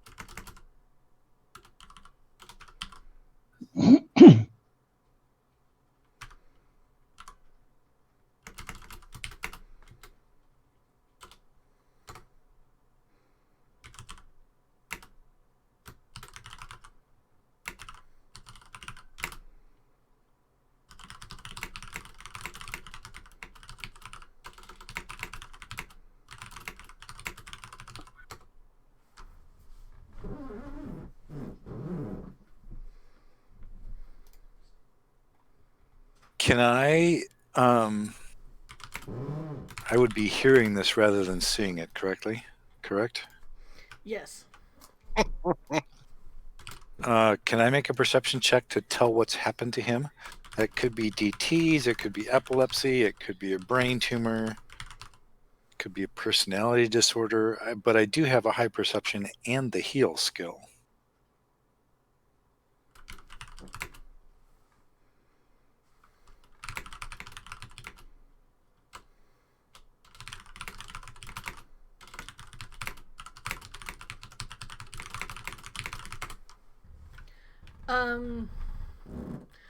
I'd say you'd have to like actually go in there and have a look at him to figure out what the heck's going on. Okay.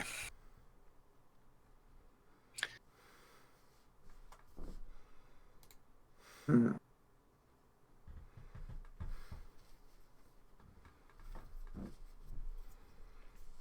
Even through the commotion, I'm going to stick with the chest.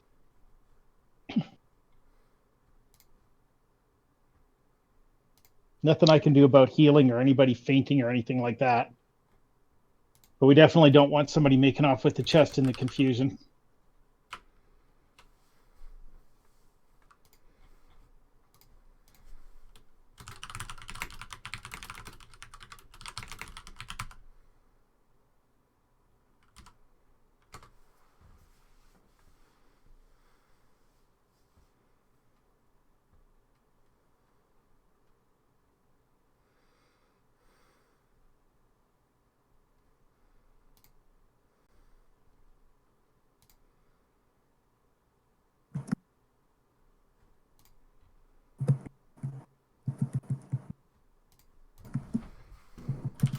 Where's Daz? There's Daz.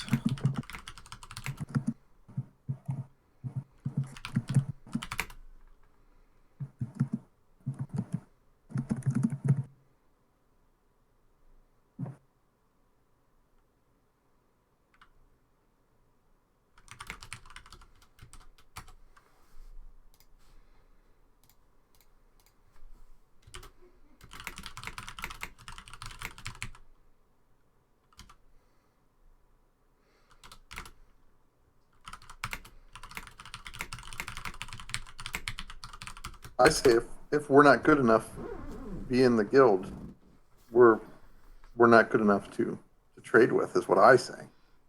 But I'm kind of right there with you. Yeah, I'm kind of questioning whether we would rather be in the Adventurers Guild or under the auspices of the High Mount Guard or under the equivalent organization of the Elves. The if Elves they're all might be, like this guy, I don't want yeah, anything to do with them. the Elves might be a natural Lessons, fit. go ahead and roll a heal check to figure out what the heck's going on with Daz. Very good. Heal 18.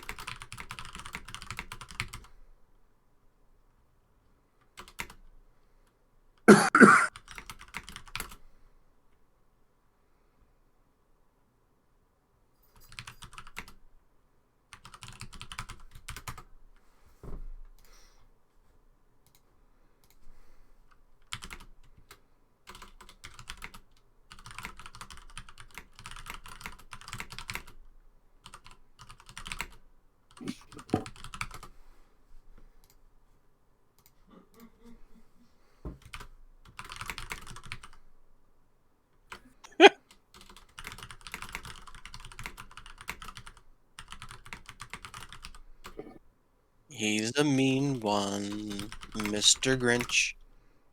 Yeah. Almost want to refer to him as Interestingly, he has made no suggestion whatsoever of taking these by force. I think I chalk that up to the presence of a Bronca and Dinalessa. I would So agree. we should make sure we have this completely resolved and disposed of while those two are still here, because otherwise he seems like the kind of guy who might just make excuses and take our stuff. Yep.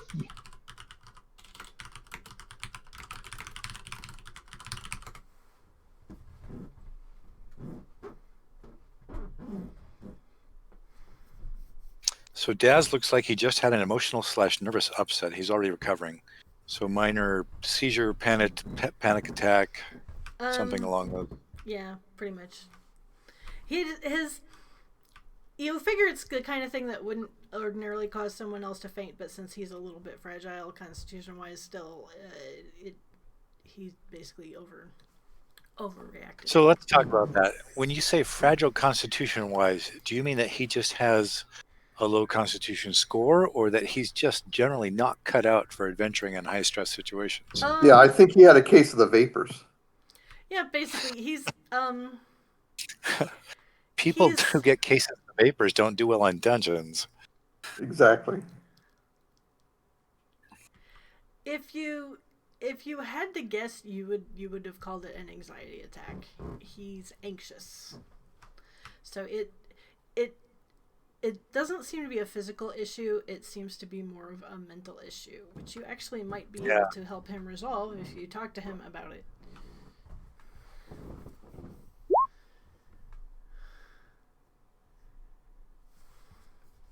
Okay.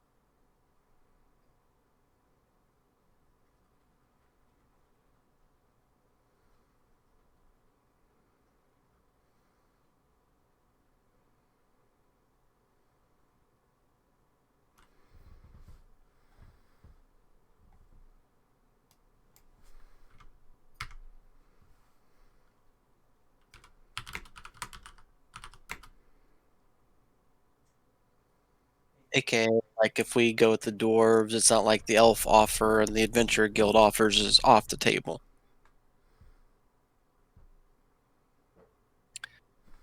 The more I think about this, the more inclined I am to split equally.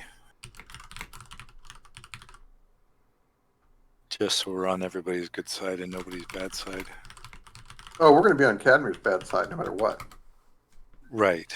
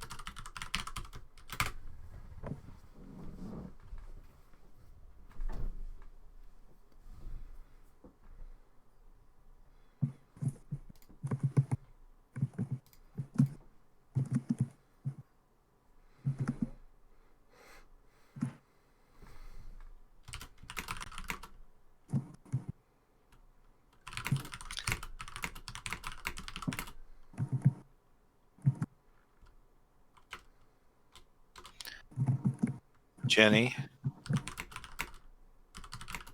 I honestly don't know. So in traditional D&D, there are druids. They have their own kind of guild religion. There's a druidic language. There's clearly a druid hierarchy. There's nothing like that in this world, correct?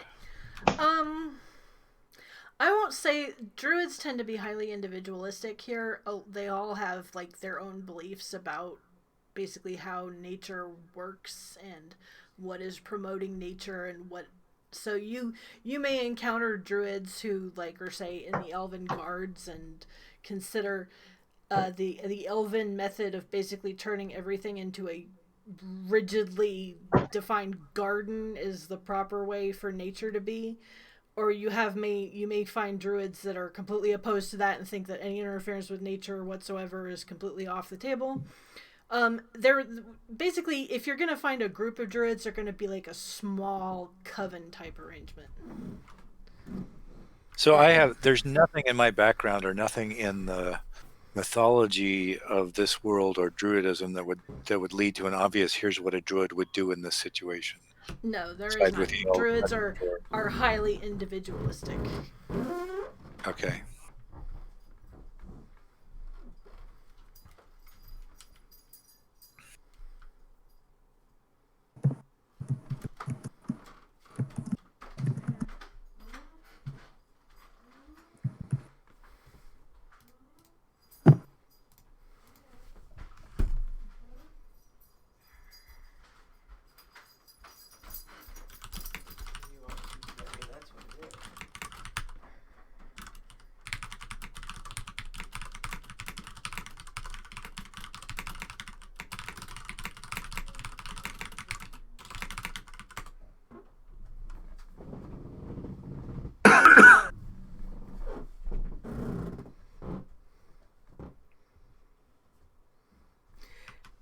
Basically, Elendil, you feel like you finally got through to him, and he's backed off a bit because, well, three of you are elves, so the assumption is kind of there that you're going to favor the elves. He doesn't have any knowledge of your relationships with the elven lords or not, but just based on the looking at you, he's kind of like, maybe I should shut up.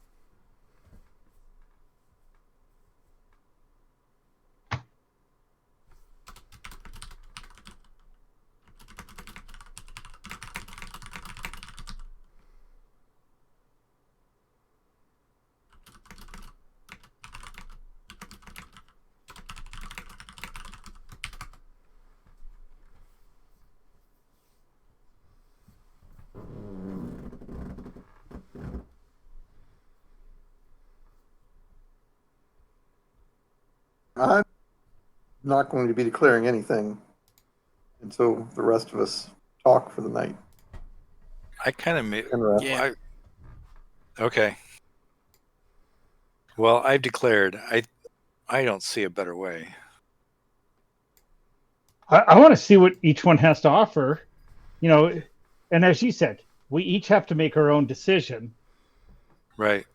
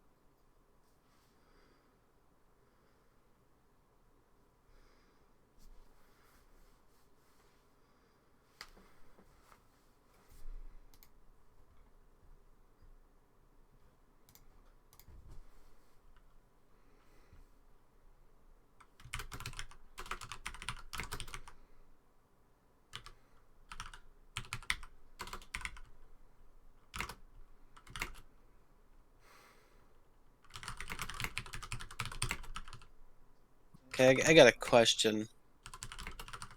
How much rations did we really take from the fort to feed the halflings in the cave? I thought you guys said like a week's worth. Yeah. Which would be worth like how much gold?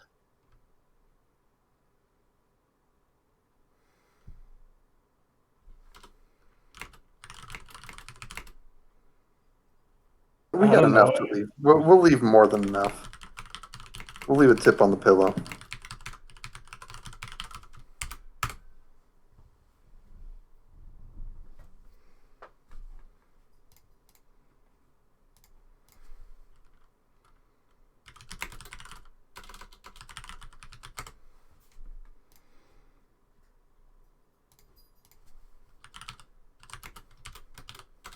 Oh,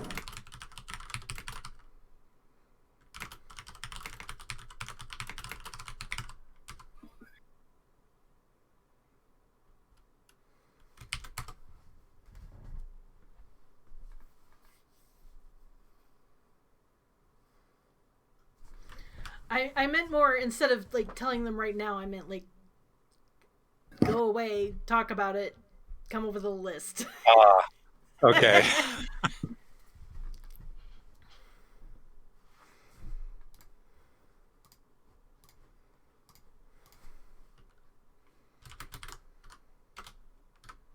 one of them wants some jet black leather armor, and then some probably bracers of dexterity.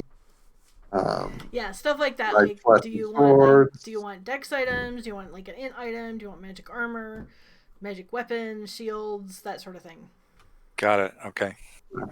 They all want roguey stuff.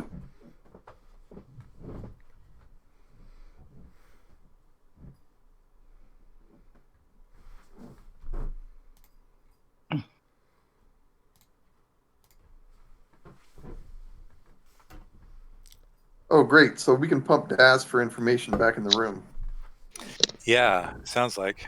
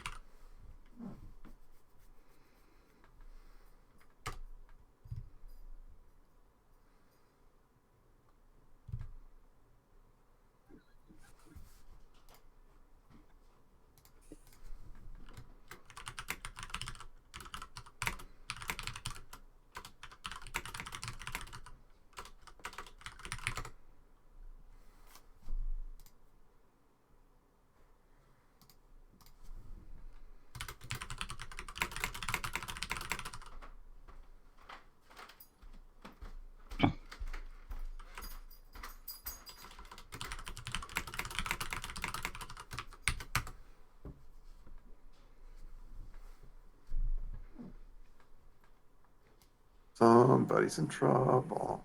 She didn't use the middle name, though, so he's not in that much trouble. This is where we do, the 1970s finger stroke thing. Where you point the finger and you stroke your other one on top of it, go neener, neener, neener.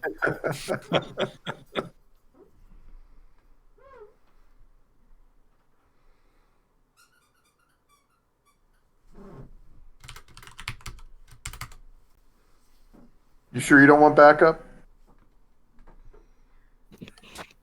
I'm fine, and also possibly muted. Okay. Apparently, I'm not muted. That's good. That's good to know. No, you're not.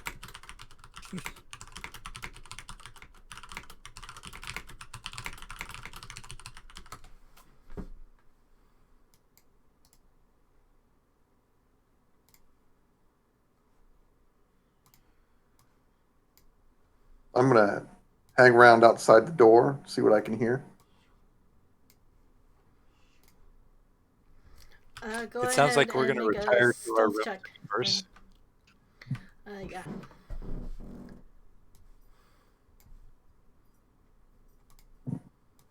I was going to say, I think this is our room.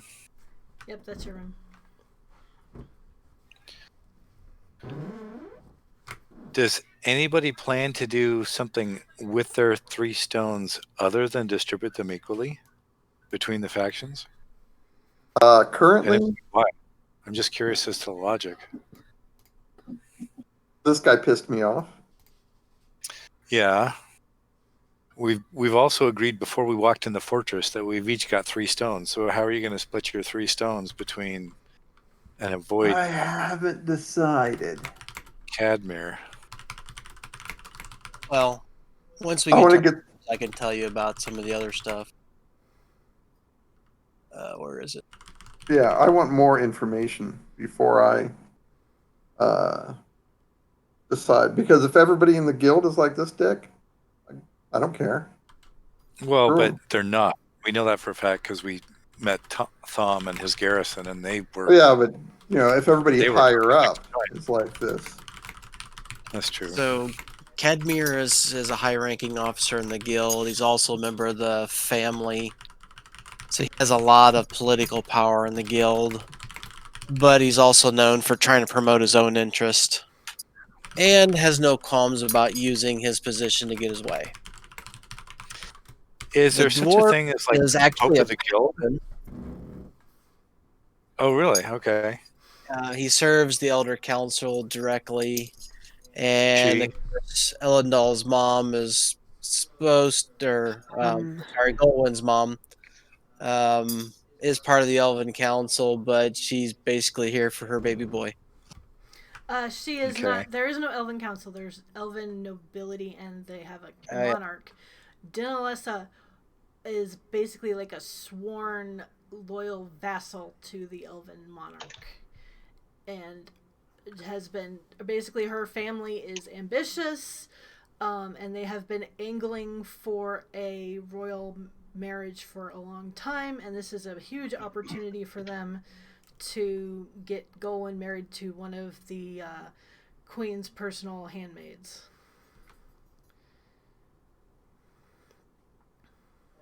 Said, show her the rocks. There's worse Get your fates. pick of the lot. Yeah, there's Okay. lots of adventures that end with, as your reward, you get married to one of the queen's personal handmaids.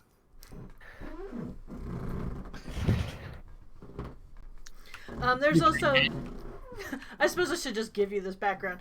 There is also an issue in that elves are not particularly fecund, and their race has basically been dying out for centuries because it is very difficult for them to produce children at this time. So they try to get their kids married young so that they have as much time as possible to have offspring.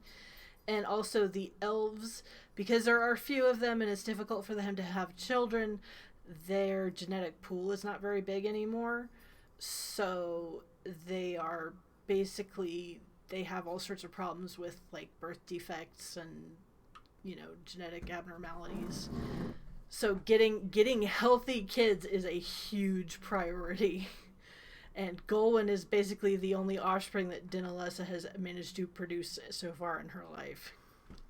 So you're saying I'm a proven commodity, Yeah, I mean, and I could put myself out the stud. yeah, you could. I mean, from Elendal's perspective, he is. Although I'm assuming you're because of Dinalessa's position, you're kind of considered a black sheep, but there are plenty of elven families out there that, if they could, would be happy to grab you for one of their daughters. So Why are basically, we what I heard is dorking you're a around with whore. Sorry, Why are we what? dorking around with stones when we could sell Elendal at 1,000 GP a pop? Yeah. That's like 1,000 GP a night. Yeah. So we can just keep doing that. Time Yeah. We to only pick- have so many stones. As long as the old man doesn't, die of exhaustion. time to Eventually, pick out your dad. unfortunately, eventually it becomes a job. Yeah, but a job that pays well. So it There is sounds that. like people are wanting Golwyn to jump in the pool. And by people, that's Dinalessa. Anyway, my question is this: do we know if Cadmir does not get half the stones, do we think he's going to hold a grudge? Because if he's going to hold a grudge against us, because if he's going to hold a grudge, no matter what, he's getting nothing from me. Go ahead and geez, I guess that would be like a wisdom check. But I'm not going to know. How, societally speaking, exactly do elf paladins work? Are they like knightly orders, like we would understand them in like in history, or the elves tend more towards wizardry and artificing, so paladins tend to be few and far between. And since you probably have like a mentor, but there's no like big church that would be behind you. You would just be for as far as your mother's concerned, you're just another elven warrior. She doesn't care about your paladining. okay? So I don't have like a delineated social station to fall back on No. here. In fact, she kind of considers it to be sort of an obnoxious thing that you do. Sort of like if one of your kids decided to join the Freemasons or something like that. Well, you know, it's kind of like your grandparents. They're really hoping your dad would go in to become a brain surgeon, but you know, he went into banking instead. He makes good money. He makes good money, but it's banking. It is definitely not like the sort of position that your family would. It doesn't elevate your family's political stature at all. So she kind of considers it a stupid hobby. We do the tag you're it on listens and have you work out whether or not Daz is going to take a stone or not. Ellen, Yeah. you pretty much got the impression that a lot of what Cadmir said is calculated. If you can sort of maneuver him into believing that he has gotten the better of this situation, he is likely to be magnanimous. But if he considers that he has a political edge from holding a visible grudge against you guys, he will do it. It's all calculation with him. It is not personal.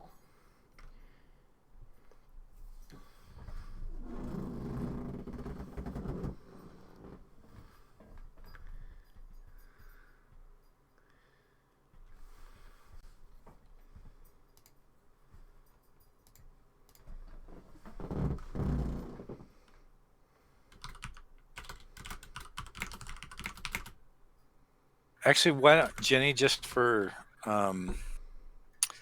efficiency's sake, why don't you finish the conversation between Dinalessa Golwyn and then answer that question to Daz? Sounds good.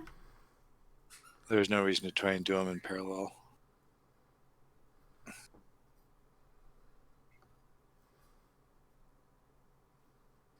If we can get Golwyn in here to respond. And we're back at our bedroom, right? Formulating my. Yep. Oh, we really haven't had time to buy anything. Damn it. Nor any establishment at which to buy it. We have yet to actually hit a city with vendors and merchants. Yeah. I assume that's 2 weeks north in Allpale. Actually, Janberg's closer. Okay. You know what completely went by the wayside that I can tell is all of the discussion over dinner seemed to be about the 17 unattuned stones. Did anybody say anything about the 7 attuned stones? No, That was early on, not during dinner. Yeah. I would have expected Cadmir to raise that, but he didn't seem to. Because Yasmin's still on her way down the river, as far as we know. Although I don't think in terms of game time she's even actually gotten word yet. No, it's unlikely. It's been like 4 days. But the thing is, he could get somebody there right now.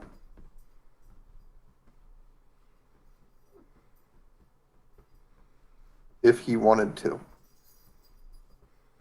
Yeah, he could find her and teleport her in. Although I suspect she's been superseded. At this point in time, I just want to find the material so I can start memorizing these spells. Or start getting them into my spell book.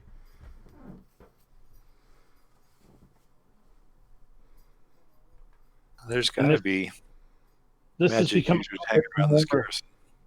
well, and that's kind of what I was thinking, and it's become a little bit more urgent, knowing that Daz and Cadmere know each other. Have a history. Yep. Yep. So this could go good, bad, indifferent, etc.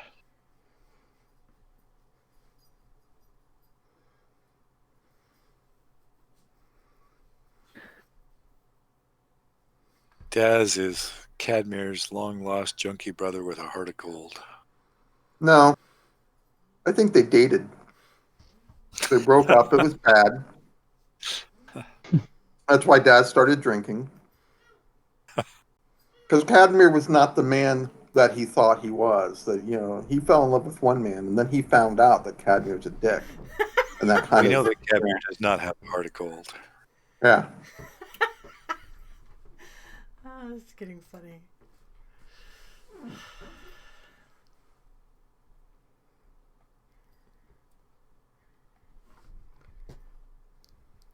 Gold when typing a book. I had to finish off by playing to my audience.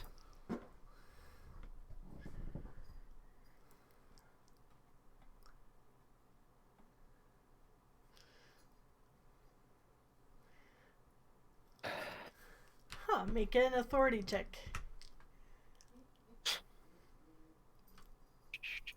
My authority is 11. Wow. That's it. Keep the old man reined in. Someone's got to keep him under control. That would work in real life. I think that argument. It would. Everything you said is truth. Just depends on how obstreperous your mother is. I don't think anybody could have kept me reined in when my ex and I separated. Dinalessa rolls a 20 and bends you over her knee. Yeah. Well, see, in real life, she would say, "Is your father one of those that you think would have been dead? Because you shouldn't have been there then." Nice.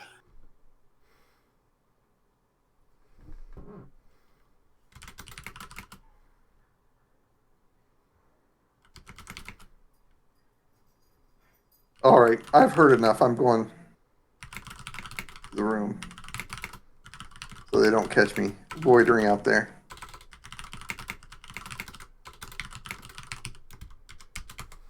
You have defeated one of the most feared opponents in the game, the obstreperous mother. There is only one thing more fearful than the mother. It's when she's the mother-in-law. Actually, I've had great luck with mother-in-laws. They've all been. I've always had great luck with parents, and my ex-in-laws still like me much more than their daughter does. Yeah, my ex-in-laws. Well, my ex's mother didn't really. I mean, we got along really well and everything, but she doesn't like somebody who is willing to stand up to her. Yeah, that's the best way of putting it. And she most definitely doesn't like a male who will, call a spade a spade. I don't know about the rest of you, but I'd be happy to take a side trip so that Golan could get married off and contribute to the gene pool. Golan's grandmother is basically what everybody thinks of when they think of a grandma, I think. And we can sell Allendale stud services while we're there. Yeah. Right. Makes very good food. Very small. Hates buying new shoes. Oh, yeah. That closet always cracked me up. That sounds like Lisa, sounds like my wife's grandmother. And she was alive. My like cousins and aunts and uncles all got together to get grandma new shoes because she wouldn't replace her old ones. I know I didn't tell anybody else that. I don't know if I told you. I gotta check in on the wife, so I'll be back in a minute.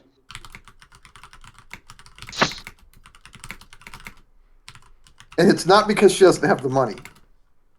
That is not it. That's the money. It sounds like we do have a side trip in our future to resolve Goldwyn's quote-unquote side quest. Is this going to be like when Spock had to go get married? Bingo. We're all going to have to stand around and watch Goldwyn compete in a pun far.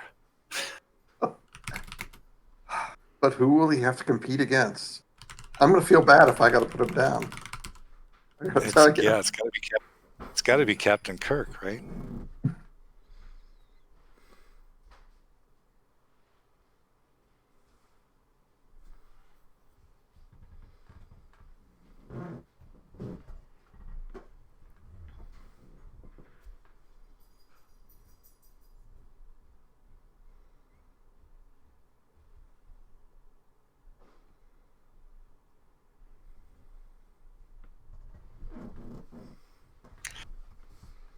You just ran off without saying goodbye to your mom? What kind of paladin are you? He was looking for Dad. And he knew she would try to stop him if she knew about it.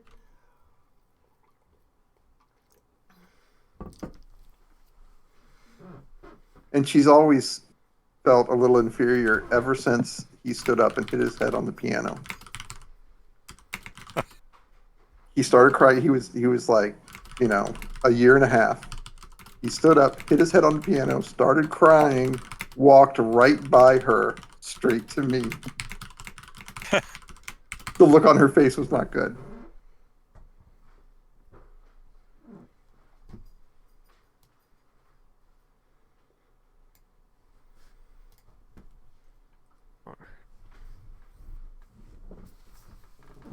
In case the guild guy would hear. Cadmere. She doesn't like Cadmere. I was gonna say yeah, he's a dick, but then I thought he might hear, and I should be more diplomatic than that. And as you know, if your mother and I agree, it's true. that is a good predictor, yeah. That was generally fun. Get Golan to especially if they role-playing. knowingly agree on something. He mostly just hangs quietly in Okay, the background. now I would say we can loop back to the Daz conversation.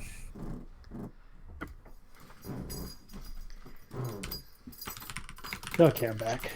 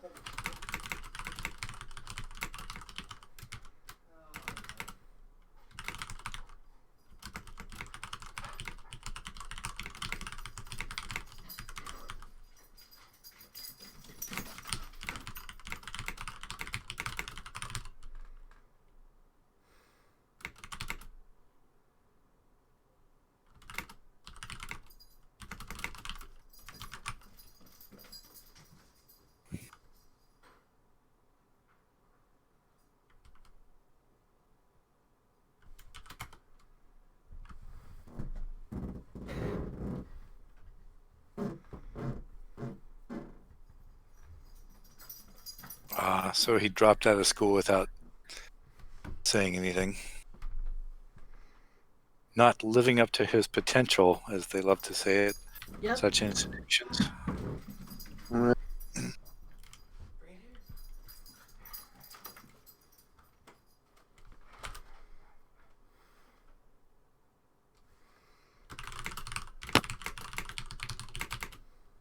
Should make not living up to our potential our party motto.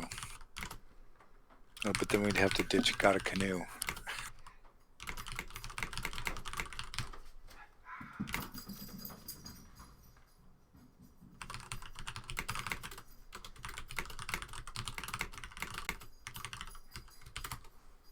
Kind of want to get in the guild and become Cadmir's superior.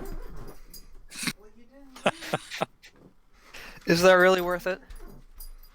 The amount of time and effort that would take just to sneer at Cadmir a little, really worth it? I will throw in my 3 soul stones for them to put Elendil in charge of Cadmir for the rest of Cadmir's life. There you go. Just find out who his betrothed is and seduce her. That's easier. There are more efficient ways to do this that contradict with my interests less.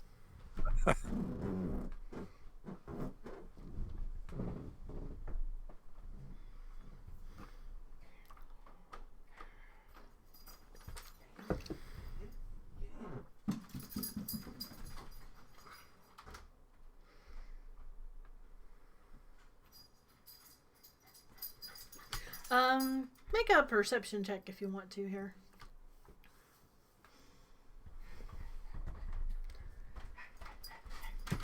Damn it. Perception in human form? Still a plus 15. Good.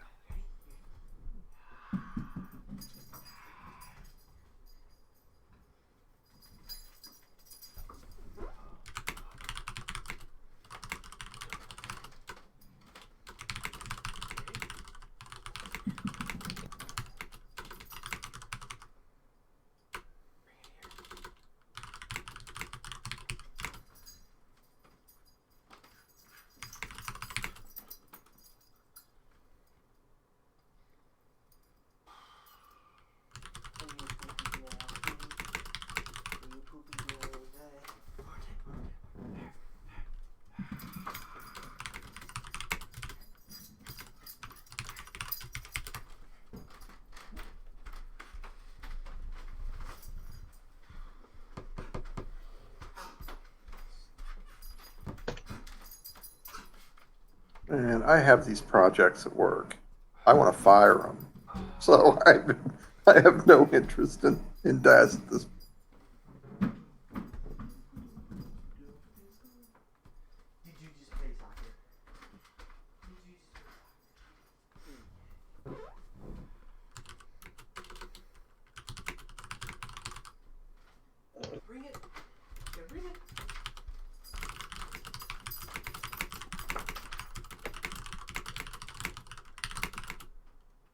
Sorry, I hit enter on the first one too soon.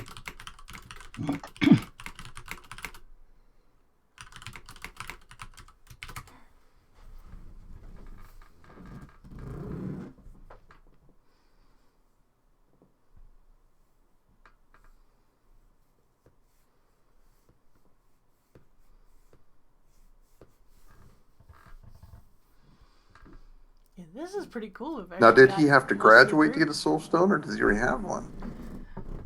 He would have had to graduate, so he does not have one at this point. Okay.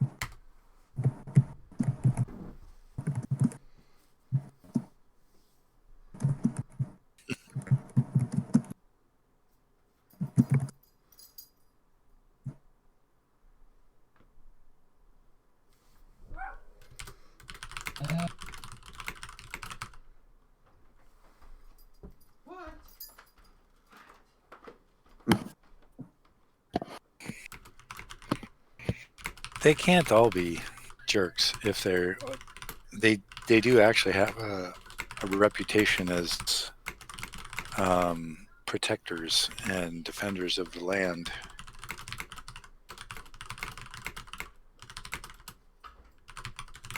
Yeah, lots of people Yeah. are dicks, have reputations as protectors at the same time.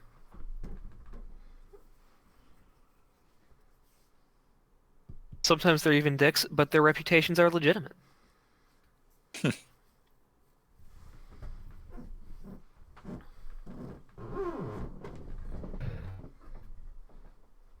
Okay. He actually answered the question before I asked it. Okay.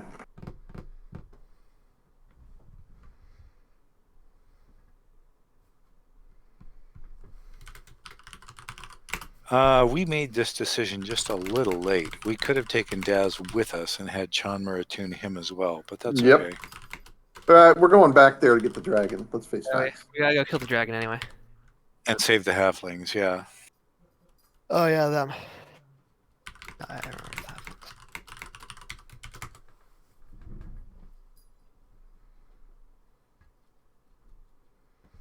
Huh. So it occurs to me that we could kill a bunch of birds with one stone. Since we have an extra stone, no pun intended, we could offer it to Thom and Cadmir, and then they would legitimately be able to say they came away with one more stone than the other factions, and yet we've essentially divided the stones 3 ways, with just one stone extra in appreciation of Thom and his hospitality. So And that would I will. probably make. I want to keep at least one of my 3, so I only have 2 to put into the pot. Okay.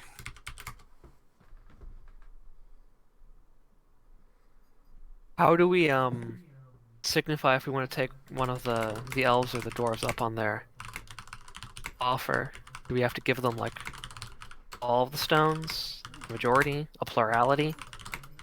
They'll take whatever we give them. Yeah, I would assume Like we just go handing our stones out.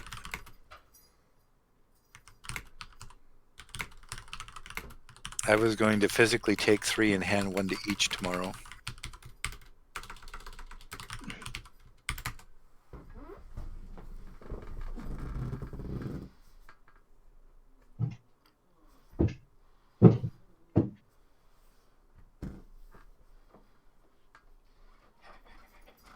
Oh, that's good advice. And that also gets the attuned soulstones out of our hair. That probably screws Promise. Yeah, we already promised Promise.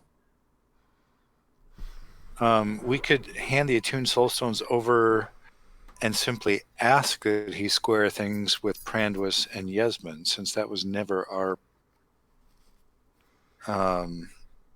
That was not a problem of our own making.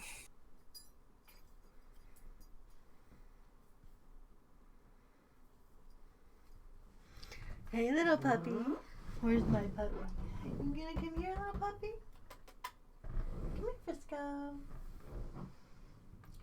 Are they already spoken for? Really? Yeah, we promised them to. We told Promise Yep. we'd get him square with her. Yep. Okay.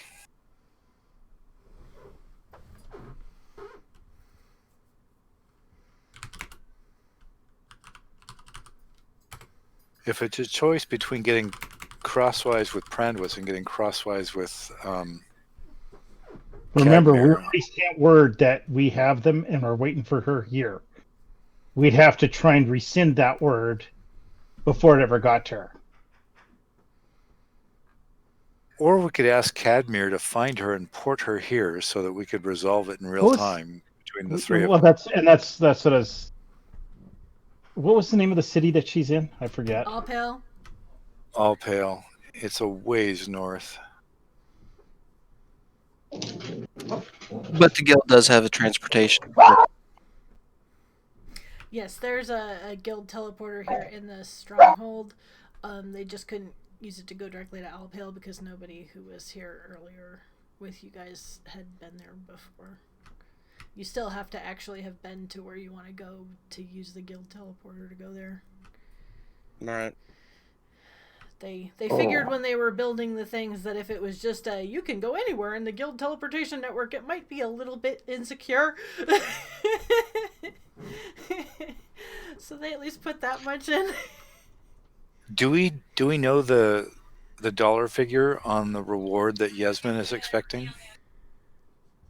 She's basically expecting to get Soulstones for her group. Okay. Yep.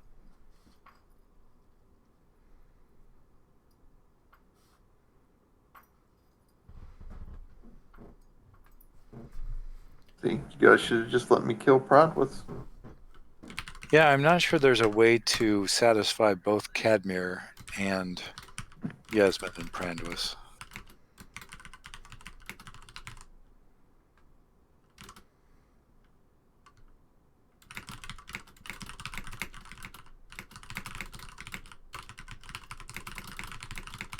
Not so much kill him, really. It's just liberate him from the struggle of life. I mean, I think just from a professional perspective, we should probably maintain our agreement with our employer. And I'll just go and give the soul stones to someone else because it's more convenient. Let's recap. Golwyn, you have 3 stones. What do you want to do with them?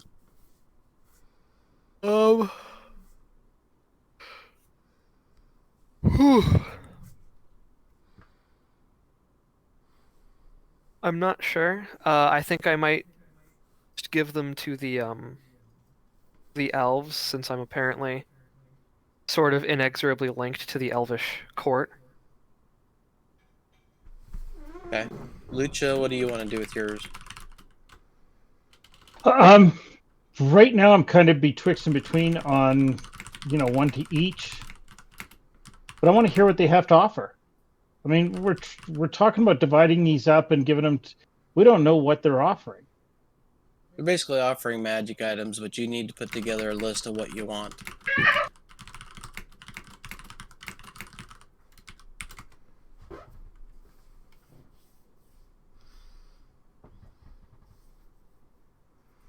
Elendal, what do you do with your 3? I'm going to give one to the elves.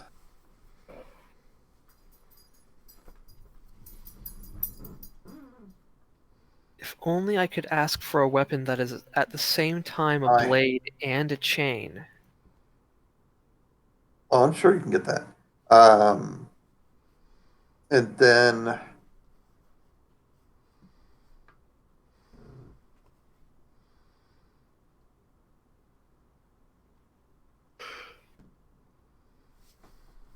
if I can find it to be advantageous, I'm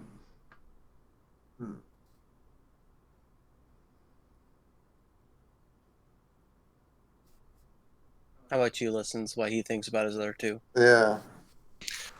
My primary interest is in seeing them equally distributed. So my default is 1 for each, but like if Golwyn gave all 3 of his to the elves, I would probably give more of mine to the other factions to try and make sure they come out even.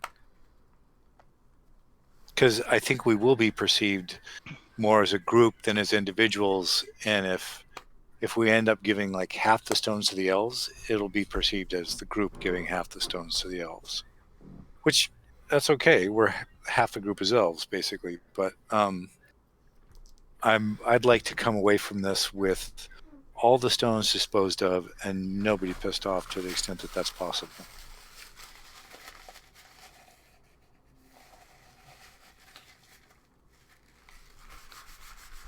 I think as long as everybody gets some, nobody's going to be pissed off. Is my feeling. Well, I think if there's a large disparity. Yeah, if there's a big disparity, there might be some ill feeling about it because the elves and dwarves are used to coming off the worst in these kind of negotiations, and the guild definitely has the lion's shares of these stones available.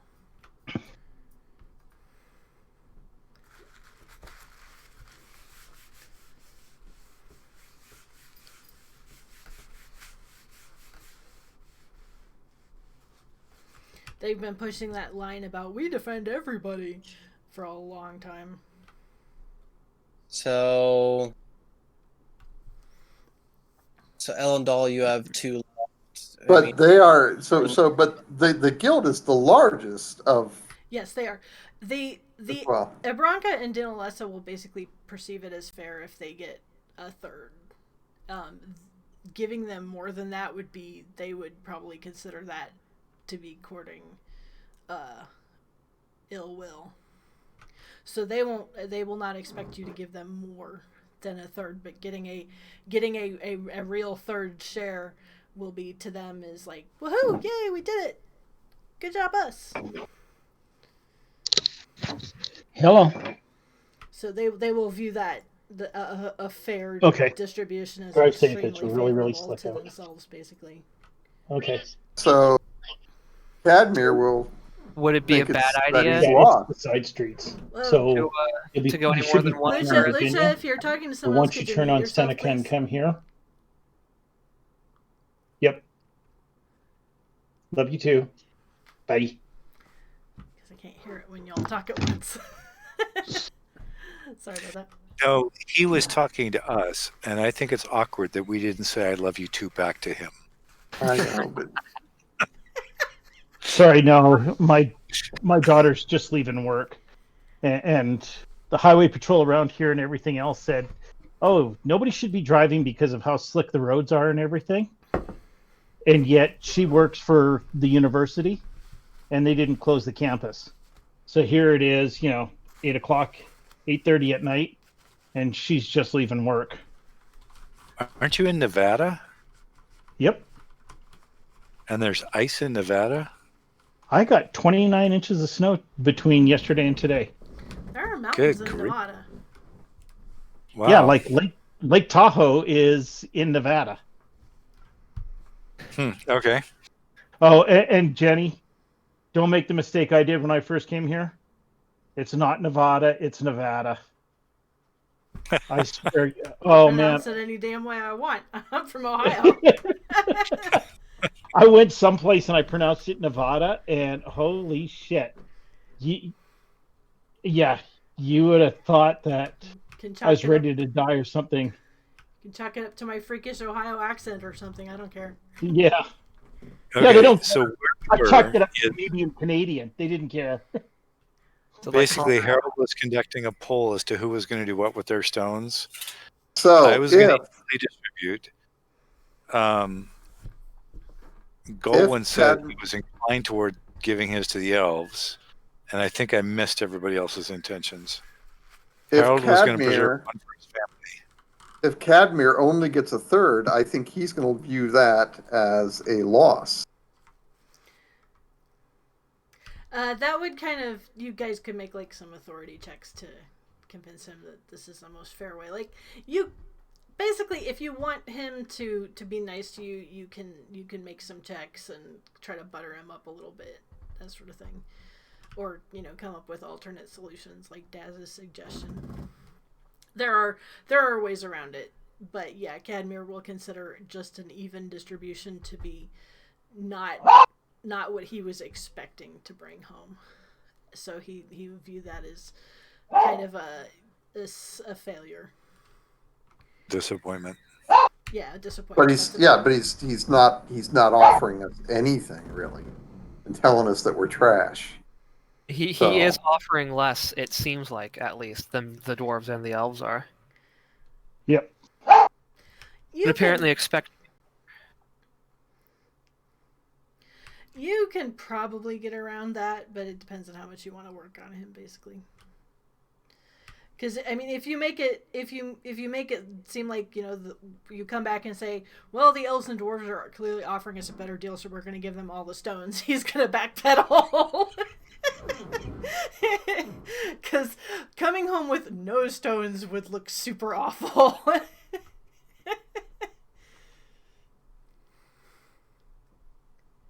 Yeah, but I mean...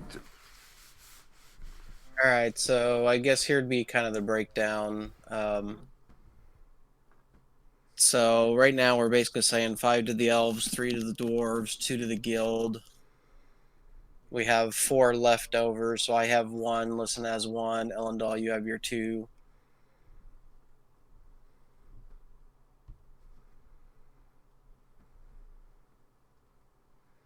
So, I mean, if we want, we can just do 5, 5, and 5. If people really just want to do it evenly.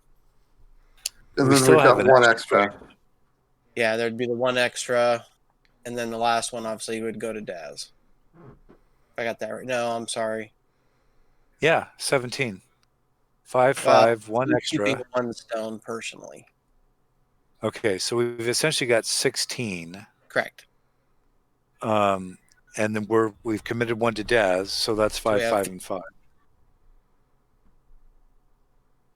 Yeah. I think what I would like to do,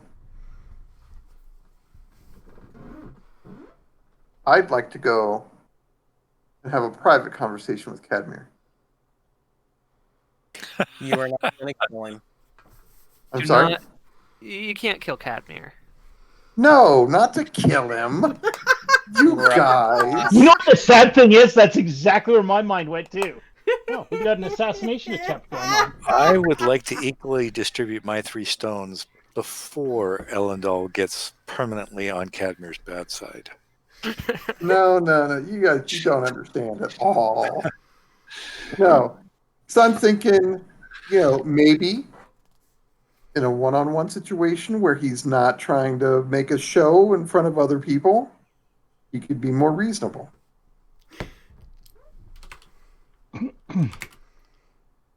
We can maybe come to an agreement with what's going to make him happy, and we all get membership in the guild.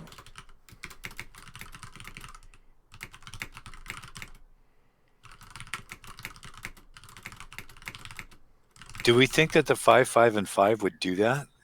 He would be disappointed, we think. I don't think that it would, but I would like to find, Well, I'd on be the other willing. hand, 2 Soulstones was a huge deal the last time that the guild had anything to do with them. Right. Offering 2.5 times that, Exactly. with Cadmir kind of doing the negotiations, as it were. So he successfully negotiated them getting any of them. Yeah. For all we know, that's we should get half as a negotiating tactic. Didn't you guys have any brothers and sisters? And one time you thought somebody's ice cream cone was just a little bit bigger. And how upset you were about that? It wasn't, not hey, I've got resolve ice that. cream, I'm happy. That just ends up with ice cream all over everybody. I know, but I think that that's the way he's going to view it. I think he's going to view a fair share, an equal share, as a loss.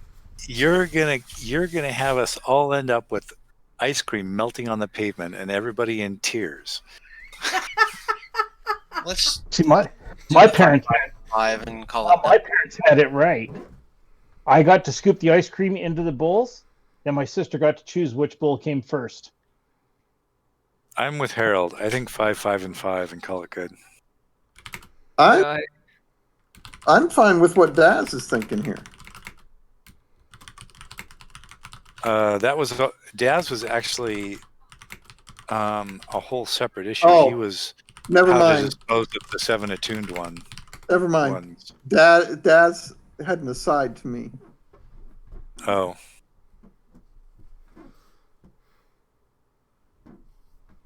Would you like to share with the group? No. But yeah, I think this is going to be a good place to end, and we can pick this up next week. Also, before next week, I need you guys to take levels 6 and 7. Okay. 6 and 7. Okay. Yeah. Okay. Yeah. Very good. The amount of stuff that we did in the order that we did it meant that I didn't really have a good point for us to stop and be like, okay, you can level now. So we're behind a level. Oh, Help hey. for us also kind of tell you what the next steps would be. That means I can now teleport up to 40 miles. I'm sorry, what did you just say, Adam? Well, just so Jen can plan, because I mean we got a couple different quest lines here, basically. I mean, I'd like to see, step one. Let's get rid of the unattuned, so do the 5, 5, and 5, and settle that out. I don't care about the distribution of stones, but it would really aid me in prepping the next 2 sessions if you tell me which group you want to join. You want to join? Which group? What? Yeah, whether you want to go join the elves or join the guild or join the dwarves. I would say the elves. Yeah, We've got. Golan is gonna want the group to join the elves. We're literally more than half elves, and I have no objection to joining the elves. In terms of adventuring, I think... just as a different thought, if the elves join the elves, which would be kind of expected, and the other 2 members join the guild, we now have a party in both camps. Oh. They'll go for we that, might be Jen. expected at different places, though, if we do that. Yeah, I'm not sure I like splitting loyalties in the group. I'd rather just commit to one faction. And I'm happy to join the elves. In terms of adventuring priorities for Jenny, we clearly need to go back to the caves and rescue the halflings and explore the portal. And then I think the obvious next highest priority would be go get Golan laid. Yeah, I think that's what I would come to. Priorities, yes. And also you can visit Harold's family on the way if you go that direction. Yeah.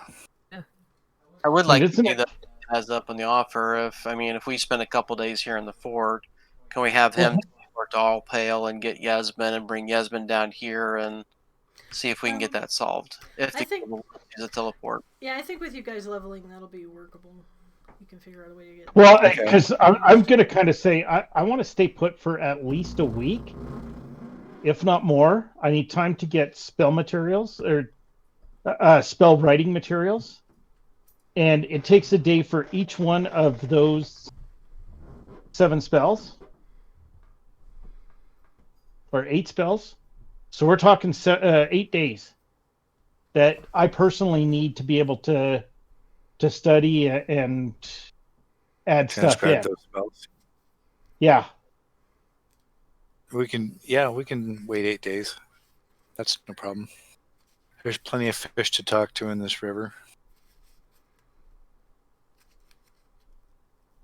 Yeah, this is the one thing that's always bugged me about most RPGs. It always takes time for the casters to inscribe their spells and everything, but it never takes any time for a fighter to learn a new skill. So to recap, before we break, our next session will be next Thursday. Have we reached group consensus on splitting the stones evenly and petitioning for membership in the Elven faction and committing to that faction? And then our next adventuring priority is going back to the caves to rescue the halflings and explore the dragon portal. Or if it's possible to get the teleport to Yasmin, try to finish that up, and then do the cave. And if we're going to do that, we want to do that before we do a guild alliance, because I can see, we're gonna go with the elves, but we need a teleport to talk to Yasmin. No, screw you. You're not part of our guild. You don't get to use our stuff. Well, but that's one of our conditions for disposing of these 7 attuned soulstones.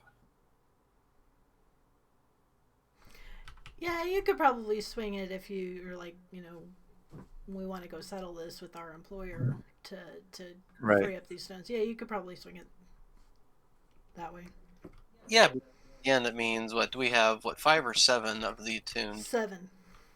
So you got those 7 plus 5 unattuned that Cadmir basically gets to go back to the guild with. Yeah. He seems like the type that would declare victory no matter what, but that will certainly allow him to. Yep. Okay. Okay. And how far away is, like, how many miles away is Elpel? Like another 30 days. It's It not was going to be quite that 2 weeks far. upriver. Yeah, it was going to be 2 weeks, so figure it's about 40 miles per day, so 14 times 40 would be like, Okay. what? 400 would be 160? 600 something miles. Roughly. Alrighty. That's not as the crow flies because you'd have to follow the river that way, but approximately. Right. Gentlemen and lady, thank you for playing. Jenny, thank you again for running. Yes. Yeah, I think it was Yeah. a really was good fun. session. I'm glad you all got into it and everybody started doing some role playing. That was pretty cool. Yeah. It was pretty good. Okay, good night, So- guys. Night. So, Jenny, is there the materials within the fort for me to be able to purchase? Yes. Or you Okay. can get them easily. Is there enough there that we can get some for Daz also? Yeah. Okay, because I think it would be beneficial for Dez to have teleport.